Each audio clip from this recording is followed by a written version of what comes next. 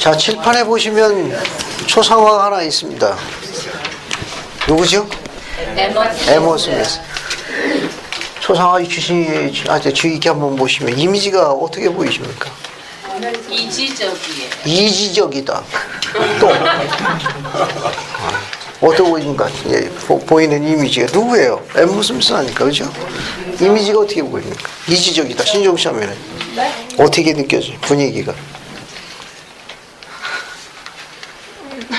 그냥 한마디로 뭐 깔끔하다 단정하면 단정하다. 네? 네.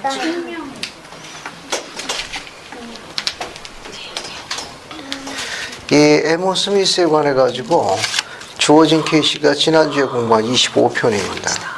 에모 스미스에 뭐라고 있는가 하면 내가 있는 곳까지 오려면 내가 이렇게 해야 된다고 이야기하는 게 7가지가 있습니다. 25편에 기록되어 있으니까 한번 보죠. 25편 보죠.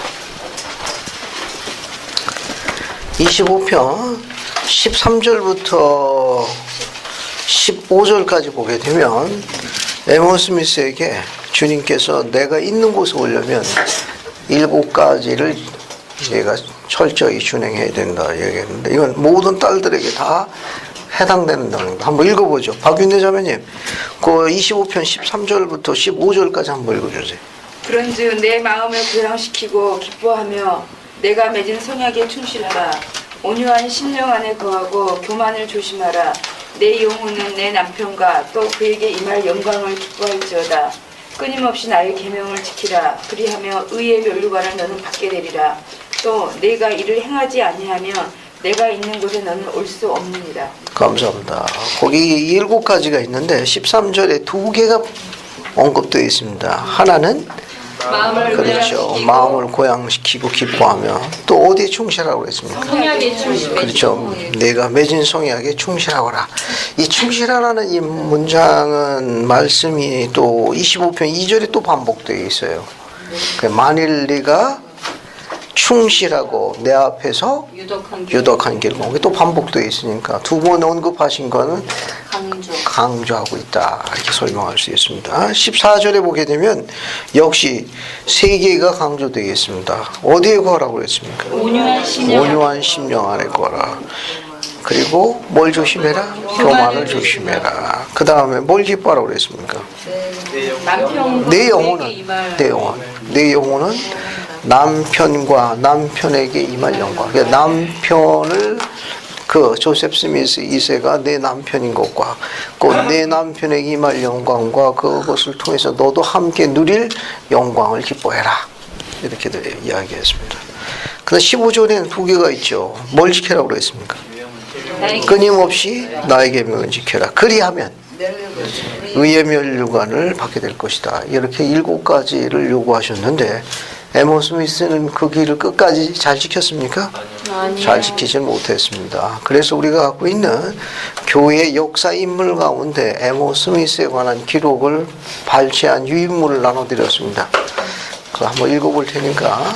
그래서 에모 스미스에서 개인적으로는 연민의 정을 느끼지만 끝까지 충실하지를 못해가지고 특별히 택함받은 여인, 선택받은 여인으로서의 그 왕관을 잊어버리게 됩니다. 그래서 그 인용문 자료를 한번 읽어볼 테니까 여기에 대한 궁금한 것은 끝난 다음에 개인적으로 질문하시기 바랍니다. 자, 에모 스미스 시련의 생애. 에모의 손주는 영국계 출신이며 9명으로 된 가족의 7자녀 중 셋째 딸로 1804년 7월 10일 펜실바니아주 하모니, 현재는 오클랜드에서 출생했다. 그녀의 부친 아이잭 헤일은 사스케하나군에서 동망 있는 농부로 이름난 수욕가였다. 에모의 모친은 결혼을 하기 전에 엘리자베스 루이스라고 불렸는데 그녀는 자기 남편과 마찬가지로 감리 교도였다. 에모는 젊은 선지자 조셉 스미스와 결혼하기 전에는 별로 알려지지 않았다. 그녀는 집 근처의 학교에 다녔을 것이다. 그녀는 1년간 집을 떠나 여학교에서 1년 과정을 수료하였다. 그녀는 한 번도 속어를 사용한 일이 없고 특별히 주의를 기울여 어법과 말을 선택한 것으로 알려지고 있다. 그녀는 꼼꼼한 주부여 요리를 잘하는 여자로 알려져 있다. 자, 그 다음 뒤에 봅시다. 젊은 조셉 스미스가 뉴욕주 세낭 공군에 살고 있던 조사야 스토리라는 분에게 고용되어 있을 때 아이작 헤일 집에서 하숙을 하고 있었다. 그는 까만 눈동자 에모를 만난 것은 헤일 씨의 집에서 하숙하고 있을 때였다. 에모와 동년배의 사람들이 묘사한 바에 의하면 그녀는 아름다운 처녀였다. 헤일 씨 가족은 대가족이었고 에모는 나이에 비해 조숙한 편이었으나 매력 있는 까만 눈동자에 균형이 잡힌 몸매와 위엄을 지니고 있었다. 그녀는 매우 총명했다. 조셉은 짧은 구원기간을 보내고 난 뒤에 스톨 씨와 맺은 고용계약 기간이 감정적으로 끝났을 때 맨체스터로 돌아가서 집에 도착하자마자 부모님을 방으로 오시게 하여 에모와 결혼할 자신의 의향을 다음과 같이 고백했다. 형님, 즉 알빈이 돌아가신 이후로 저는 몹시 적적하여 결혼하기로 결정했습니다. 제가 에모 헤일 양과 결혼하는데 반대하시지 않으신다면 제가 지금까지 본 많은 여자 중에서 그녀를 택하겠습니다. 조셉 스미스 부모는 그의 선택을 기뻐하여 즉석에서 결혼을 승낙하였다. 그러나 에모의 부친은 그의 청혼을 단호히 거부했는데 조셉은 자기가 안정된 직업을 갖지 않은 낯선 사람이며 요술나무로 보물을 발굴하는 유행을 꿈꾸는 자로 평판에 자자한 이상한 사람이라는 말을 들었다. 그게 조셉의 평판에 좋지를 못했어요. 실질적인 사고방식을 가진 연로한 아이작 헤일 씨는 이러한 점을 못마땅하게 생각했던 것이다. 에모 스미스가 가족의 충고를 무시하고 조셉 스미스와 결혼하자 그녀는 그녀의 집에서 외톨이가 되어버렸다. 에모는 자기 남편이 천사 모로나이로부터 금판을 받는 날 밤에 함께 있었다. 조셉 스미스의 모친의 말에 의하면 3월 21일 밤 자정이 지나서 에모는 승마복을 입고 방에 들어왔으며 잠시 후 조셉과 함께 조셉 나이트의 마차로 구모론도로 갔다. 그녀는 선지자의 피기자로서 한동안 일할 때 몰몬교의 번역에 관한 일을 가까이서 거들기는 했지만 거룩한 기록을 볼 수 있는 특권을 받지는 못했다. 적들이 금판을 훔치려고 시도했을 때 에모는 말을 타고 10마일이나 달려가서 금판이 위험한 상태에 있음을 조셉에게 경고한 적도 있었다. 이러한 일은 그녀가 임신 중일 때도 있었다. 이와 같은 일이 있은 지 수주일 후에 에모의 열에 감동한 아이작 헤일은 자기 아들 엘바에게 마차와 사람을 떨려보내어 그녀와 조셉을 하모니로 데려왔고 여기서 선지자는 자기 장인에게 13에이커의 농토를 구입하여 농사를 짓게 시작하였다. 에모는 아들을 낳아 엘바라 이름 지었다. 이 어린아기는 출생하자마자 곧 죽었고 에모는 며칠 동안 생사의 기로에서 헤매었다. 조셉은 사랑하는 에모를 지키며 간호하고 기도하면서 2주일 동안 그녀의 침대 곁에 있었다. 에모는 자녀를 잃은 슬픔을 많이 겪었다. 에모에게 태어난 9 자녀 중 4명만 생존하였고 그 가운데 막내는 조셉이 순교한 뒤에 출생하였다. 에모는 뉴욕주 코스빌에 위치한 조셉 나이트 집 근처 부근에서 냇물을 막아 만든 연못에서 1830년 6월에 침례를 받았다. 침례 받고 한 달 있다가 교리학 선생 25편을 받은 거예요. 그리고 1830년 8월 초에야 교회 회원으로 확인을 받았다. 에모의 생애는 시련으로 가득 찬 생이었다. 그녀는 3번이나 자기 집에서 강제로 쫓겨났다. 이 중에 2번은 남편도 없이 쫓겨났으니 첫 번째는 남편이 목숨을 부지하고자 도망했을 때였고 2번째는 남편이 감옥에 갇혀 있을 때였다. 생존한 자녀 중 3번째인 에모의 아들 알렉산더가 태어난 직후 선지자는 무정한 폭돌이에 이끌려갔다. 여러 번 간청한 끝에 그는 슬픔에 잠긴 자기 가족에 돌아올 수 있었으나 그것도 잠깐뿐이었다. 교회가 성장하던 초기에 에모는 많은 분야에서 봉사했다.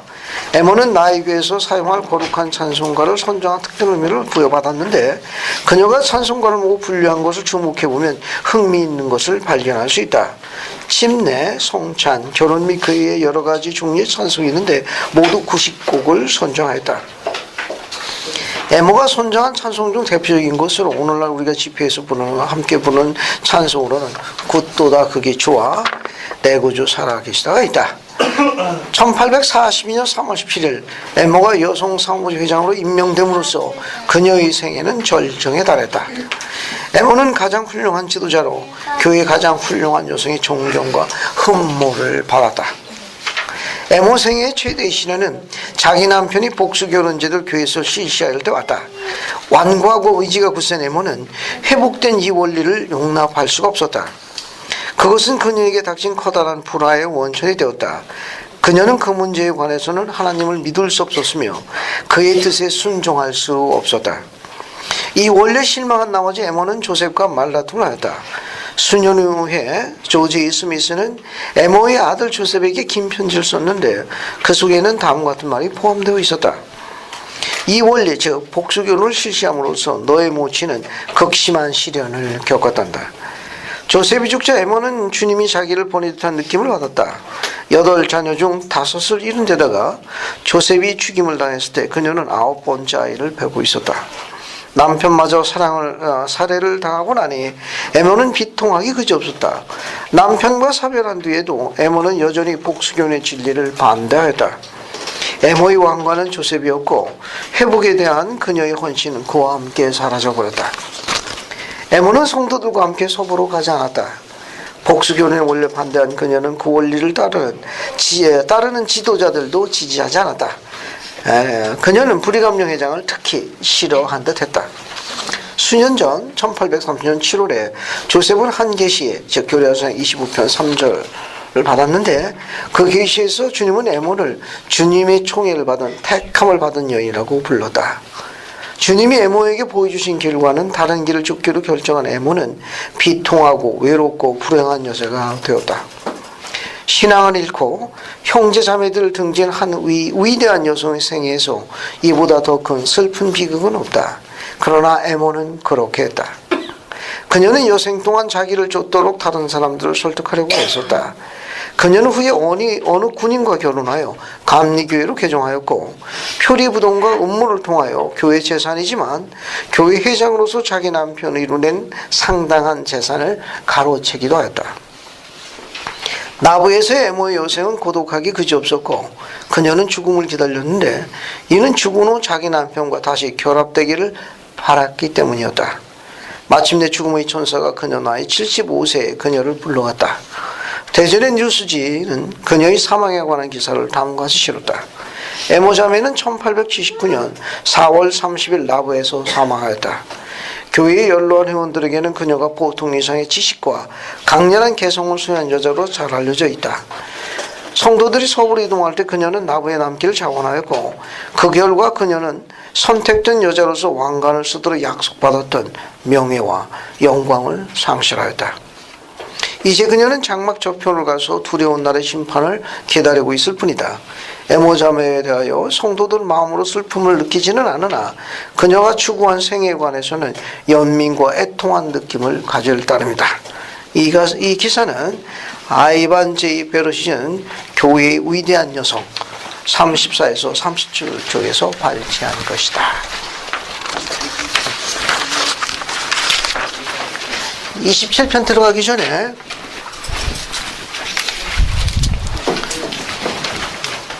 앞에 유물이 있습니다. 아니 그거 있는 앞에 유물이 있어요. 가져가십시오. 그 에모 스미스에 관한 이 기록을 잠시 인용해 드렸는데 지난주에 설명을 드린 것처럼 에모는 참 총애받은 사랑스러운 여인이었습니다. 그러니까 그 25편 1절도 내 딸 하지 않고 에모 스미스 이름까지 다 불렀어요. 그리고 이렇게 총애하고 갖고 있는 그 여인에게 바로 주 하나님께서 품에 안고 있다는 걸 했는데도 에모는 그 길을 끝까지 잘 지키지 못했어요. 그래서 주님께서 에모에게 아까 이야기한 25편 13절부터 15절까지 네가 이 일을 수행하지 않으면 내가 있는 곳에 올 수 없다. 의의 면류관을 쓸 수 없으니까 에모에게 누누이 당부했습니다. 끝까지 충실하고 내 앞에서 유독한 길을 걸을 거를 요구하셨습니다. 교만을 조심하고 온유한 심령 가운데서 끊임없이 계명을 지킬 것을 요구했는데 에모는 그렇게 하질 못했어요. 참조로 우리가 갖고 있는 그 마태복음 10장에 에모에 관련돼서 배울 수 있는 중요한 가르침을 새겨볼 수 있는 게 마태복음 10장에 있습니다. 마태복음 10장 한번 보시죠. 마태복음 10장 여러분 잘 아시는 성구예요. 10장 37절부터 39절까지 보세요. 자, 마태복음 10장 37, 38, 39절 보십시오. 봤습니까? 아비나 어미를 나보다 더 사랑하는 자는 내게 합당하지 아니하고 아들이나 딸을 나보다 더 사랑하는 자 내게 합당하지 아니하니 자기 십자가를 지고 나를 쫓지 않는 자도 내게 합당하지 아니하니라. 자기 목숨을 얻고자 하는 자는 잃을 것이요. 누구를 위해서? 나를 위해서 자기 목숨을 잃고자 하는 자는 얻을 것이니라고 가르치셨습니다. 에모가 이런 가르침의 원리를 좀 더 집중했었더라면 모든 영광과 면류관을 다 썼을 거예요. 개인적으로 연민의 정을 느낄 수밖에 없다는 말은 에모는 하나님보다는 오히려 누구한테 더 집중했습니까? 자기 남편 조셉에게 더 집중한 것을 주님께서 누누이 그 부분에 대해서 경고하셨습니다. 그러니까 사람에 집중하지 말고 하나님의 영광에 집중하라고 했는데 에모는 남편이 우선이었습니다. 거기가 주님께서 이야기하신 그런 중요한 원리에 대해서 에모가 지고 가야 하는 그 십자가를 잘 지고 가시는 분이 됐습니다. 그분의 영광을 위해서 거기에다 초점을 맞췄어야 되는데 에모는 그 짧은 기간을 견디질 못했습니다. 선지자가 순교한 해가 1844년이에요. 에모가 1804년생이니까 에모 나이 40세 됩니다. 그죠? 에모가 23살에 결혼했으니까 결혼 생활 17년만 한 겁니다. 그죠? 23세 결혼해가지고 40에 남편이 되었으니까 17년 결혼 생활했고 75세에 죽음의 천사가 데려갔으니까 혼자서 산 세월은 35년입니다. 주님의 시간으로 환산하게 되면 주님의 반시간은 약 우리 지상의 21년에 해당한다고 그래요. 약 21년에. 그러면 반시간보다 조금 더 긴 시간을 의와 진리 가운데 거했더라면 에모는 그 영광스러운 멸관을 쓰고 영원한 세상에서 행복과 기쁨을 맛볼 텐데 그 짧은 기간을 견디질 못했습니다. 그래서 이 짧은 기록을 통해 가지고 우리가 배울 수 있는 것은 영적인 건 쌓기는 어려우나 무너지는 건 하루아침이니까 다른 사람과 경쟁하지 말고 자기 자신과 끊임없이 경쟁해야 합니다. 에모에서도 배울 수 있는 게 뭐냐 하면 배도의 첫걸음은 주님이 기름받은 종들의 가르침에 대항하기 시작할 적에 적대감을 가질 적에 그때부터 배도에 들게 되는 거 기억하십시오. 그러니까 기름받은 종들에 대해서 불평하고 기름받은 종들의 가르침에 대해서 그것을 적대행위하는 순간부터 배도의 길에 빠져든다는 걸 이 가르침이 남겨주고 있는 거예요. 이게 위대한 녀석이 배도하게 된 첫 번째 그 길은 하나님께서 기름받은 종들을 배척하기 시작했다는 것. 그것이 배도의 첫걸음입니다. 그러니까 우리도 이렇게 쌓은 영적인 이 높은 고지를 하나님께서 기름받은 종들에 대해서 적대하고 배척하기 시작했고 또 그런 분에 불평하기 시작했을 적에 배도의 영향에 휩싸였다는 걸 한 인물의 여성에서 공부할 수 있습니다. 그래서 항상 이런 부분을 염두에 두셔가지고 에모에게 주신 계시처럼 만일 내가 충실하여 내 앞에 유독한 길을 걸으면 결국 여인에 관한 주님의 계시는 그 여인이 어떤 세상적인 어려움이 있다 하더라도 에모가 선지자 아니지만 현실적인 삶에 있어서는 참 가슴 아픈 시련의 찬생이었습니다. 뭐 17년 살았지만 남편이 옆에 붙어있은 날이 별로 안 돼. 뭐 쫓겨다니고 감옥에 갇혀있고 뭐 끌려다니고 소송에 걸려있고 쉬운 삶이 없었습니다.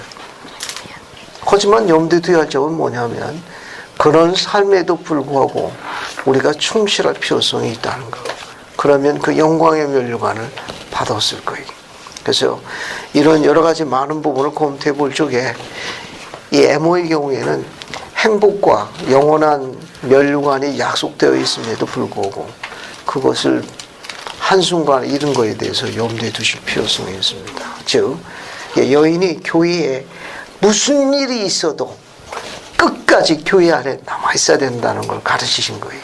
지금 읽은 기사 내용을 요약하면 하나님의 딸의 영원한 행복은 이 위대한 교회의 원리에 순종할 때 있습니다. 이 교회에서 가르치는 복음 가운데 끝까지 끝까지 남을 적에 여인의 행복을 추구하게 하는 것이지, 만약에 이 길을 벗어나게 되면 이 택함받은 이 여인이 비통하고 외롭고 아주 초라하고 비참한 삶을 살았습니다. 그러니까 오늘날 우리 딸들도 세상적인 학문, 애써 힘써 노력하는 성취감, 직업, 학력, 또 거기서 주어지는 명예, 권세 다 중요합니다. 하지만 이 가르침은 뭘 의미하는가는, 하나님께서 원하시는 것은 그것이 아니라 하나님이 원하는, 하나님의 사람을 원하는, 사람 됨됨이를 원한다는 걸 기억해야 돼요.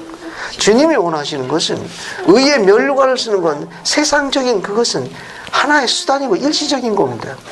언젠가 우리는 주님 면전으로 에모처럼 돌아가서 심판의 날 기다리고 있을 적에 그게 우리를 구원을 보장해 주지 않는다는 거예요. 우리가 어떤 하나님의 남자였는지, 우리가 어떤 하나님의 여자였는지 그 됨됨이가 우리의 영광의 등급을 결정하는 것이지, 힘써 노력한 것 칭찬할 만합니다. 그거는 칭찬할 만해요. 하지만 그거는 현세에서의 하나의 수단이지 주님이 원하는 목적지가 아니라는 겁니다. 우리가 이 세상을 떠나는 순간 그것은 다 무덤 속에 사장되는 거예요. 안 가져가는 겁니다.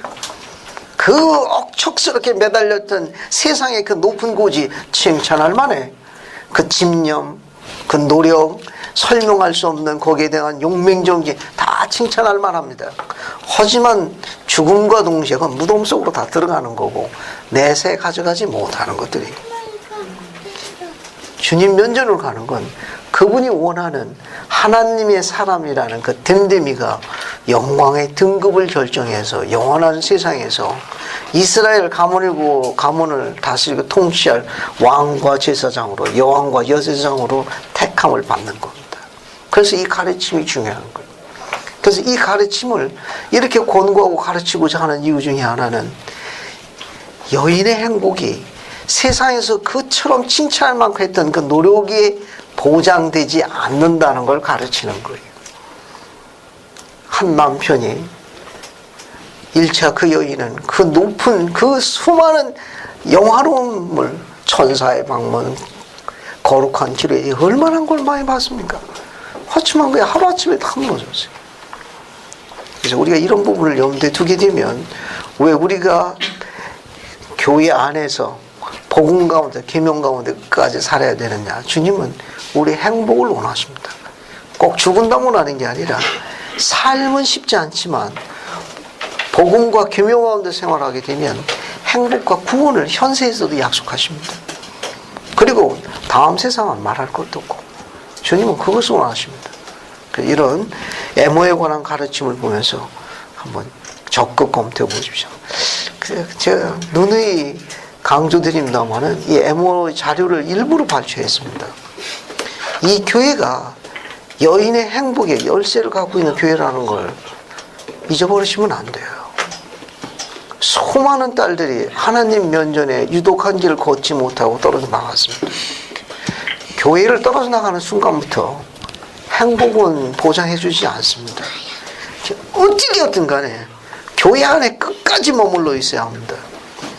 그리고 하나님의 신권을 존중히 여기는 그 의로운 남자와 영원한 아내로, 영원한 어머니로 결봉되어야 돼요.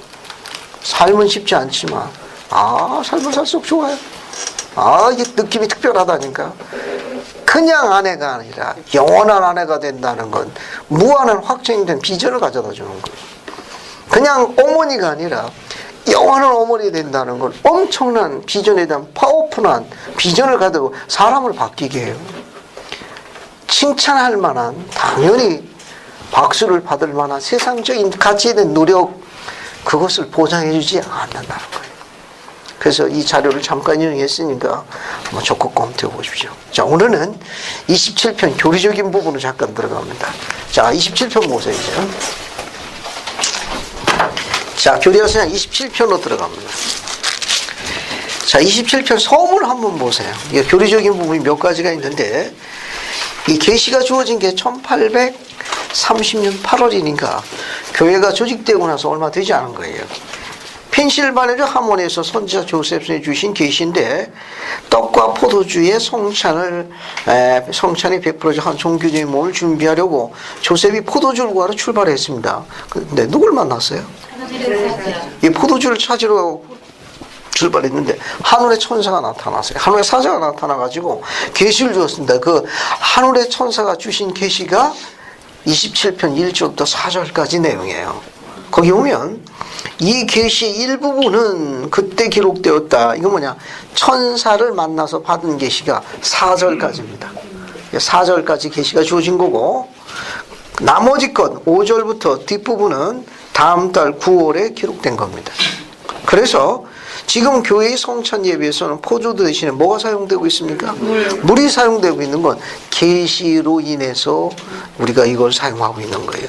그러니까 예수 그리스도 후기 성도가 참되다는 것 중에 특징 중에 하나가 뭐냐? 지속적인 계시라는 거예요. 그러니까 우리는 성찬할 적에 포도주를 안 취하고 물로 취하는 건 우리 마음대로 한 게 아니에요. 이걸 제정하시는 분이 물로 취하라고 했으니 물로 바꾼 거예요. 그러니까 이 교회가 살아계신 선지자로부터 살아계신 지금부터 계시를 받아 인도되고 있는 그분의 교회라는 걸 증거하는 독특한 특징이에요. 그래서 1절부터 4절까지 내용을 보게 되면 왜 성찬의 포도주가 물로 바뀌었는지 배경이 두 가지가 나와 있습니다. 한번 읽어보도록 하죠. 자, 박준석 형제님이 1절, 2절, 김은석 형제님이 3절, 4절 한번 읽어보십시오. 너희 주 너희 하나님 그리고 너희 구속주인 예수 그리스도의 음성에 귀를 기울이라. 그의 말은 살아있고 활력이 있느니라.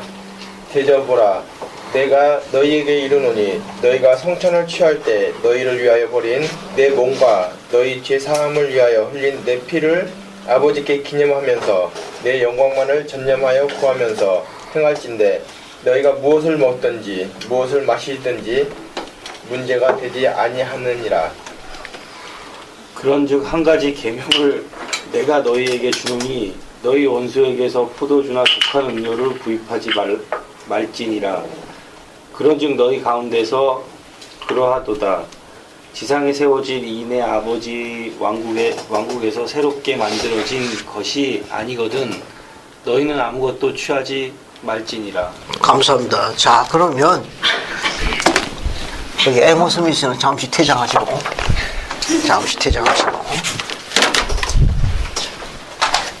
27편 1절부터 4절까지 보게 되면 거기 2절 보게 되면 포도주가 물로 바뀌게 된 배경 설명이 나죠. 왜 그렇게 바뀌었습니까? 27편지에 뭐가 나와요? 왜 성찬의 포도주가 물로 바뀌었습니까? 거기 뭐라고 나와요? 2절에. 그렇죠. 무엇을 먹든지 마시든지 내 영광을 전념해서 구하는 것이 중요하지. 그것이 뭘 먹느냐, 무엇을 마시냐 중요하지 않다. 내 영광만을 전념하라.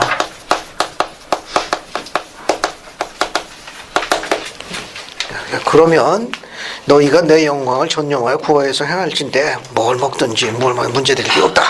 그리고 또 다른 이유를 설명했습니다. 그래서 지금 종전의 포도주가 이제 물로 바뀌게 됐어요. 그래서 물로 대체됐어요. 그래서 27편 3절에 보면 그 이유를 또 설명하고 있어요. 물로 바꾼 이유. 뭐라고 설명했습니까? 원수에게서 포도주나 독한을 구입하지 말라.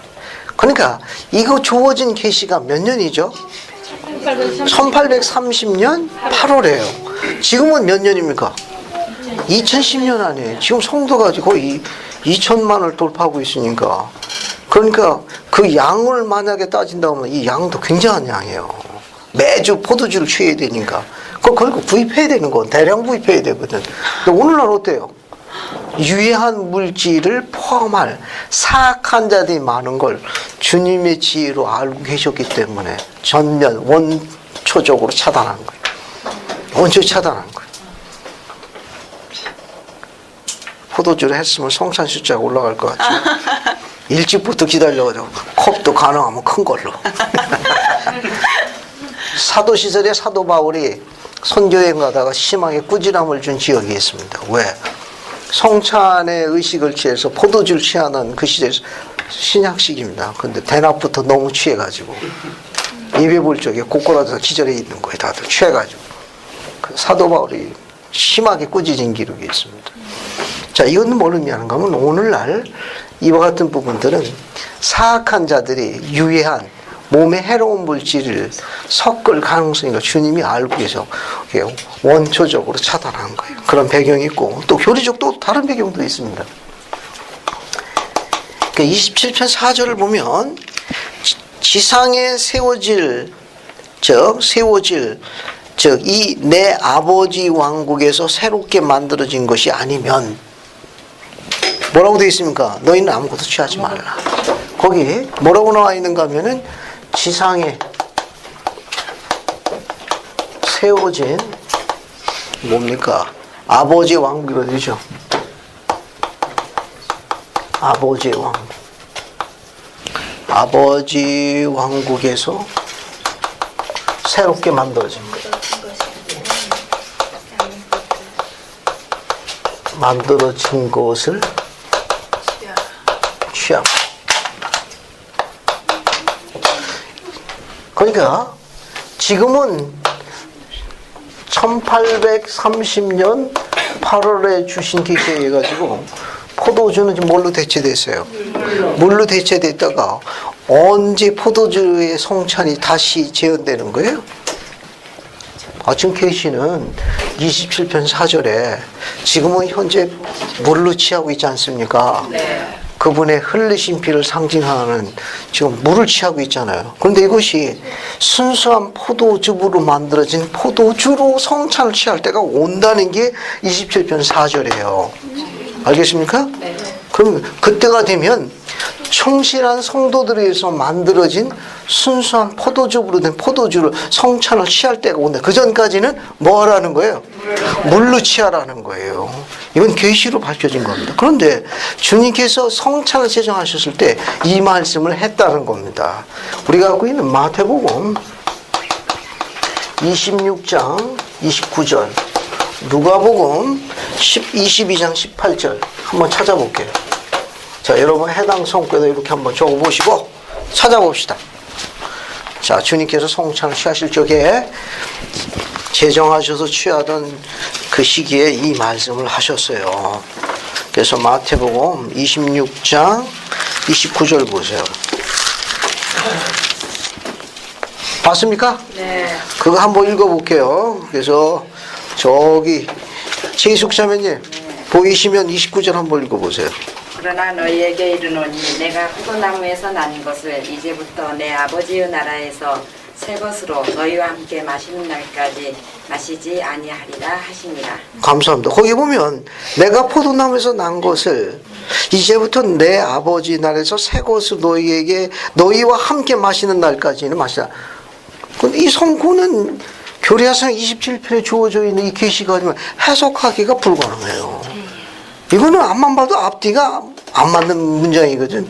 성찬을 제정하고 난 다음에 갑자기 포도나무에서 난 것을 내 아버지 나라 새 것으로 너희와 먹는 날까지는 나 이제 안 마신다. 조금 전까지 포도 제자들하고 드셨거든. 그래 그건 안 드신다고 하니 이게 뭔 소린가? 해석이 불분명한데 우리는 계시로 갖고 있는 거예요. 우리는 계시로 포도주를 물로 취하라고 계시하셨다가 때가 되면 내가 충실한 성도들이 만든 그 새로운 포도주와 함께 의로운 자들과 함께 성찬을 포도로 취할 날이 오신다는 걸 계시하셨다는 거예요. 그때까지는 뭘로 취하는 거예요? 물로 취하는 게 맞는 거예요. 이 계시는 아주 선명합니다.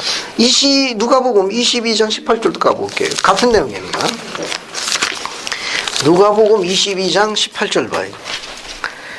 봤습니까? 김종희 자매님 한번 읽어보세요. 누가복음 22장 18절. 같은 내용입니다. 이것도. 내가 너희에게 이르노니 내가 이제부터 하나님의 나라가 임할 때까지 포도나무에서 난 것을 다시 마시지 아니하리라 하시고. 감사합니다. 같은 내용입니다. 내가 너희에게 이르노니 내가 이제부터 하나님의 나라가 임할 때까지 포도나무에서 난 걸 다시는 내가 포도주 안 먹는다. 이것도 같은 맥락이에요. 근데 이거 갖고는 해석하기 어려운데 계시는 아주 선명하게 돼 있거든요. 포도주를 물로 성찬을 제정하신 그이가 그분이 물로 취하라고 그랬어요. 뭘 성취하기 위해서는 때가 되면 지상에 세워진 내 아버지 왕국에서 충실아들과 함께 내가 성찬을 포도주로 취할 날이 오겠다라고 이야기했습니다. 언제 어디서 이루어지죠? 복천년 네? 때? 복천년. 복천년 때 또. 됐습니다. 너무 심각하게 생각해요. 여러분 유인물 보세요. 유인물. 유인물 27-2 보세요. 유인물. 유인물 보세요. 유인물. 봤습니까? 네. 유인물 27-2 두 번째 문 넘어서 두 번째. 마태복음 26장 29절, 누가복음 22장 18절 찾았어요? 네. 그 화살표 따라갑니다. 아버지 나라에서 새 것으로 너희와 함께 마시는 날까지. 즉 구주께서는 다시는 포도나무에 난 걸 마시지 않겠다고 말씀하셨다. 그럼 이거 무슨 뜻이냐? 밑에 보세요. 화살표시. 이 말씀은 조세 스미스에게 주신 계시에서 반복되었으며 이 계시에서 주님은 지상에 세워질 그의 아버지 왕국에서 그의 선지자와 성도들과 함께 먹고 마시라고 약속하셨다. 그러면 이 포도주를 취하는 이 위대한 성찬의 의식과 모임이 언제 집행되느냐? 화살표시 따라가요. 1982년 브루스 맥콘 장로님이 설명하신 거예요. 이 위대한 성찬은 주 예수 그리스도가 오실 때니까 재림의 일환이에요. 재림의 일환입니다. 또한 모든 시대의 모든 의로운 자들이 참여할 때에 집행될 것입니다. 물론 이것은 아담 온다의 아만에서 대집회의 일부가 될 것입니다. 앞에 보세요. 그러니까 주님께서 재림, 지금 이야기하실 때는 성찬을 집행하시고 난 다음에 승천하셨던 내가 다시 온다고 그랬거든. 다시 온다는 게 재림하네. 그 재림의 일환으로 온 세상 사람들에게 이야기한 건 일반적인 재림이고 그 재림이 있기 전에 국지적인 재림이 있습니다. 성전에도 방문하시고 이 모임에서도 집회를 하세요. 그러고 난 다음에 온 세상 사람들이 이야기하는 그 위대한 재림이 시작되는 거예요. 그 전에는 의로운 자들을 국지적으로 방문하시는 걸로 알려져 있습니다. 그 중에 하나가 뭐냐?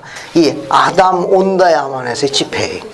이 집회에는 조금 전에 이야기한 대로 구약, 신약, 몰몬경에 있는 위대한 주님의 종들과 또 충실한 의로운 성도들 가운데 주님께 초대받은 자들이 아담 온다야만이라는 그곳에서 거대한 집회가 이루어집니다.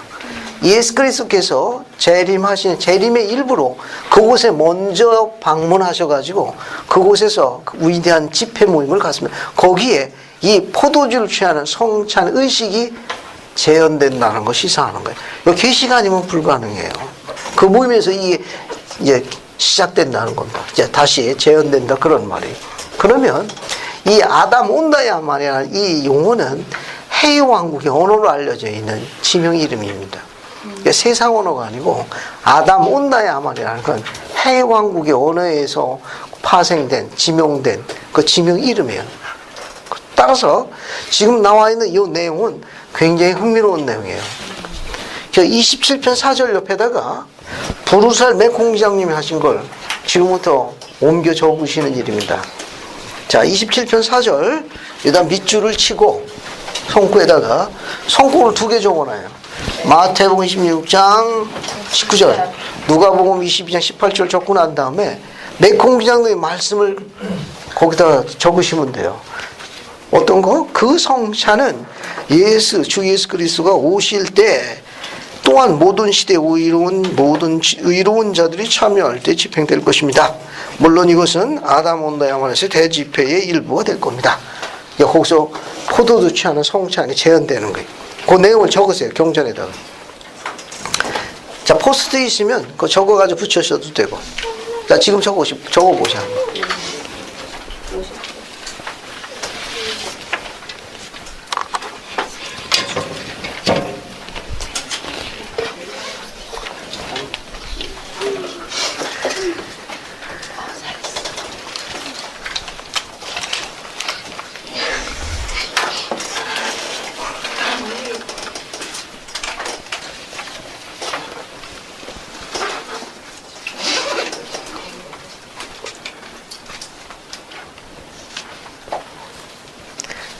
지금 이야기한 이 마태복음 26장 29절, 누가복음 20장 18절은 교리와 성약 27편 4절에 계시가 아니면 해석이 불가능한 성경 구절들입니다. 거기 맥풍장님이 주석을 달아놨으니까 그 주석을 옮겨 적으세요. 그래서 교리와 성약을 공부하면 이 교회가 얼마나 위대한지 절로 절감하게 돼 있어요.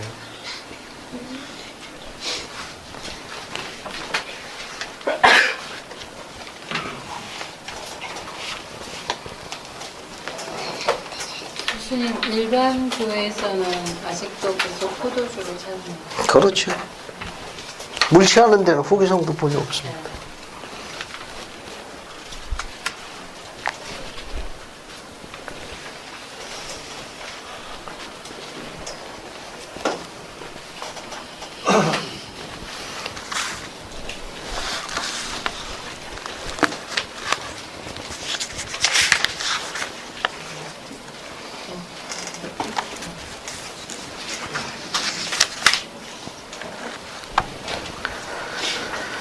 다 적으셨으면 경전 안내서 뒤에 보게 되면 교회사 지도가 나와요. 교회사 지도가 나오는데 5번을 찾아보세요. 5번. 교회사 지도 뒤에는 신구약 지도가 나옵니다. 근데 그거 앞에 거예요. 앞에 거. 교회사 지도 5번을 보세요. 미국 미주리주, 일리니우주 및 아이오와주 지역이라고 나와 있는 지도를 찾아보세요. 이렇게 생긴 겁니다. 이렇게 생긴. 경전 안내서 뒤에 있습니다. 우리 경전 안내서 뒤에. 경전 뒤에 나와 있는 지도를 찾아보세요. 교회 지도 5번.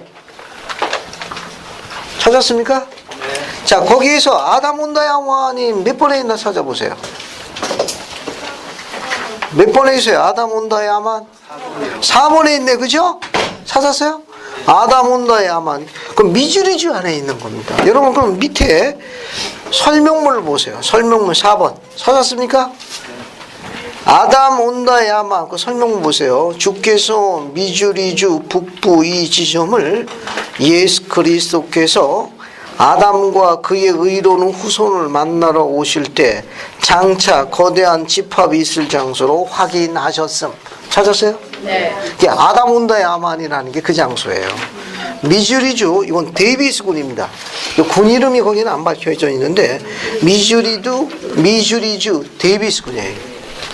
그러니까 아담 온다이 아만, 이것은 미주리주 데이비스군 아담 온다이 아만이라고 그래요. 여러분 지도에는 4번으로 나와 있습니다. 그 다음에 1번 봐요. 1번.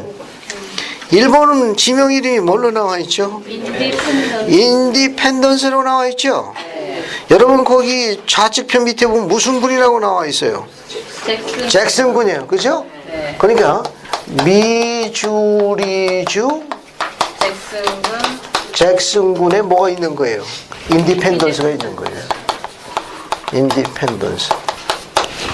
거기 설명문을 볼까요? 인디펜던스는 뭐라고 되어 있습니까?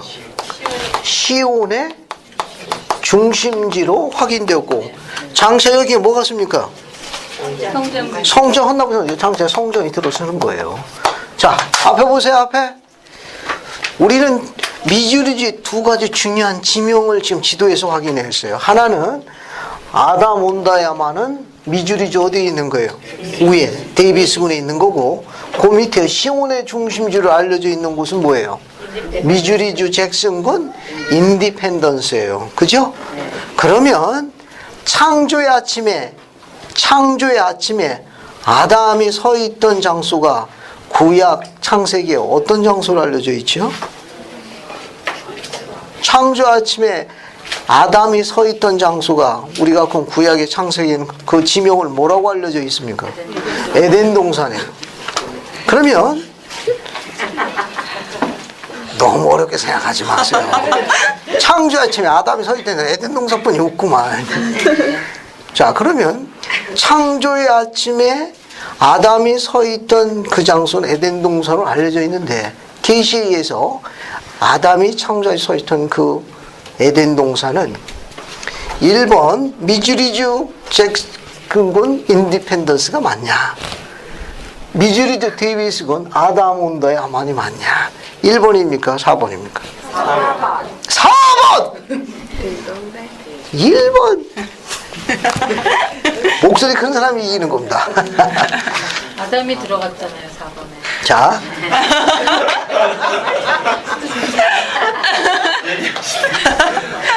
제가 잠시 할 말을 잃었습니다. 이럴수록 침착해야 돼. 창조 아침에 아담이 에덴 동산에 머무르고 있다가 범법에서 쫓겨나가지고 정착한 청착지가 아담 온다의 아마네.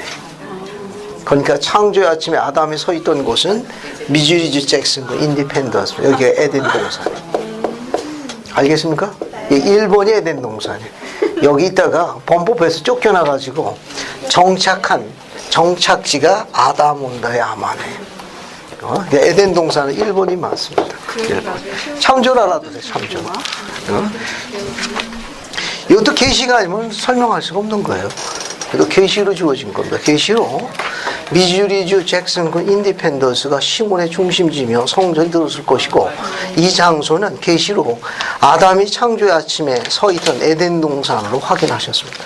그러고 있다가 범법에서 쫓겨나가지고 정착해서 생활했던 장소가 아담 온다의 아마네요. 나중에 여기서 뭐가 왔습니까? 예수님께서 천사장 미가엘이 누구예요?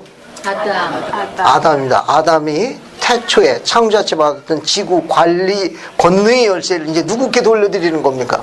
예수님께 반환하는 그 모임이 아담 온다의 아만에서 갖는 연차대예요. 여기서 뭐가 회복되는 거예요? 이제 그동안은 물로 취했지만 이제는 포도주를 취하는 그 모임이 재현된다. 그게 계시로 밝혀져 있는 겁니다. 자, 그 다음에 다시 27편으로 넘어갑니다. 자, 교대서야 27편 설명을 조금 뒤로 할게요. 5절부터 14절까지는 그 성찬을 취할 때 초대되는 선지자와 의로운 성도들이 5절부터 14절까지 언급되어 있는데 이건 조금 뒤에 있다고 전신 갑주부터 공부할게요. 5절부터 18절까지를 먼저 공부하겠습니다. 한번 읽어볼게요. 그래서 김수진 자매님이 27편 15, 16절을 읽으시고 김영민 자매님은 17, 18절을 읽습니다. 한번 읽어보십시오. 그런즉 너희 마음을 들고 기뻐하라. 또 너희 허리를 동이고 나의 전신갑주를 입으라. 그리하여 너희가 악한 날을 견딜 수 있게 하고 모든 일을 행하고 너희가 능히 설 수 있게 하라. 그러므로 서서 진리로 너희 허리를 동이고 의의 가슴판에 붙이고 내가 나의 천사들을 보내어 너희에게 맡긴 평화의 복음의 준비로 너희 발에 신을 신으라. 악한 자의 모든 불화살을 능히 끌 수 있는 신앙의 방패를 가지고 구원의 투구와 내가 너희에게 부어줄 내 영의 검과 내가 너희에게 계시하는 말씀을 가지고 무엇이든지 너희가 내게 구하는 모든 일에 대해 뜻이 하나가 되어 내가 올 때까지 충실하라. 그리하면 너희는 붙들려 올려져 내가 있는 곳에 너희도 또한 있게 되리라. 감사합니다. 여러분 거기 교리야수야 27편 15부터 18절까지 공부했는데 여러분 그 경전 우리가 갖고 있는 경전 15절 참조성구를 보세요. 참조성구 15절 밑에 보면 에베소서 6장 11절부터 18절이라고 나오죠. 이게 전신갑주를 입으라는 것은 사도 바울이 에베소에 있는 성도에게 보낸 에베소 6장 11절부터 18절에도 언급되어 있습니다. 언급되어 있어요. 그러니까 이 말은 뭐냐면 사도 바울이 성역을 베푸던 당시에는 어느 나라의 속국으로 다스림을 받았습니까? 당시 어느 나라가 세계를 평정하고 있었어요? 로마에. 로마는 그 로마의 그 유명한 군단이 있습니다. 병사들이 있어요. 그 병사들이 입는 뭐가 있습니까? 갑옷이 있어요. 그 당시의 전쟁은 갑옷으로 승패가 결정됐습니다. 여러분 혹시 영화 글래디에이터 보신 분이 있어요? 글래디에이터. 네. 재밌는 영화인데 그 앞장면 보게 되면 거기 보게 되면 글래디에이터라는 그 영화 앞장면 보면은 로마의 아주 최강의 군단 막시우스 장군이 게르만 민족하고 싸우는 장면이 나옵니다. 아주 그 전투 장면이 아주 그냥 그 뭐라고 아주 그냥 사실적으로 묘사되어 있거든요. 정당히 묘사되어 있는데 거기 게르만족은 레민들처럼 갑옷이 없고 로마의 이 막시무스 장군이 이끄는 군단은 최정예 갑옷으로 그냥 방패에다 그 장면 보면 승패가 결정되거든요. 이 말은 뭐냐면 바울도 마찬가지로 당시 전쟁에서 승패를 결정한 건 전신갑주 갑옷이었습니다. 오늘날도 마찬가지. 오늘날도 영적인 이 전쟁에서 뭐가 필요합니까? 주님이 총사령관이시니까 우리에게 뭘 입히시기를 원해요?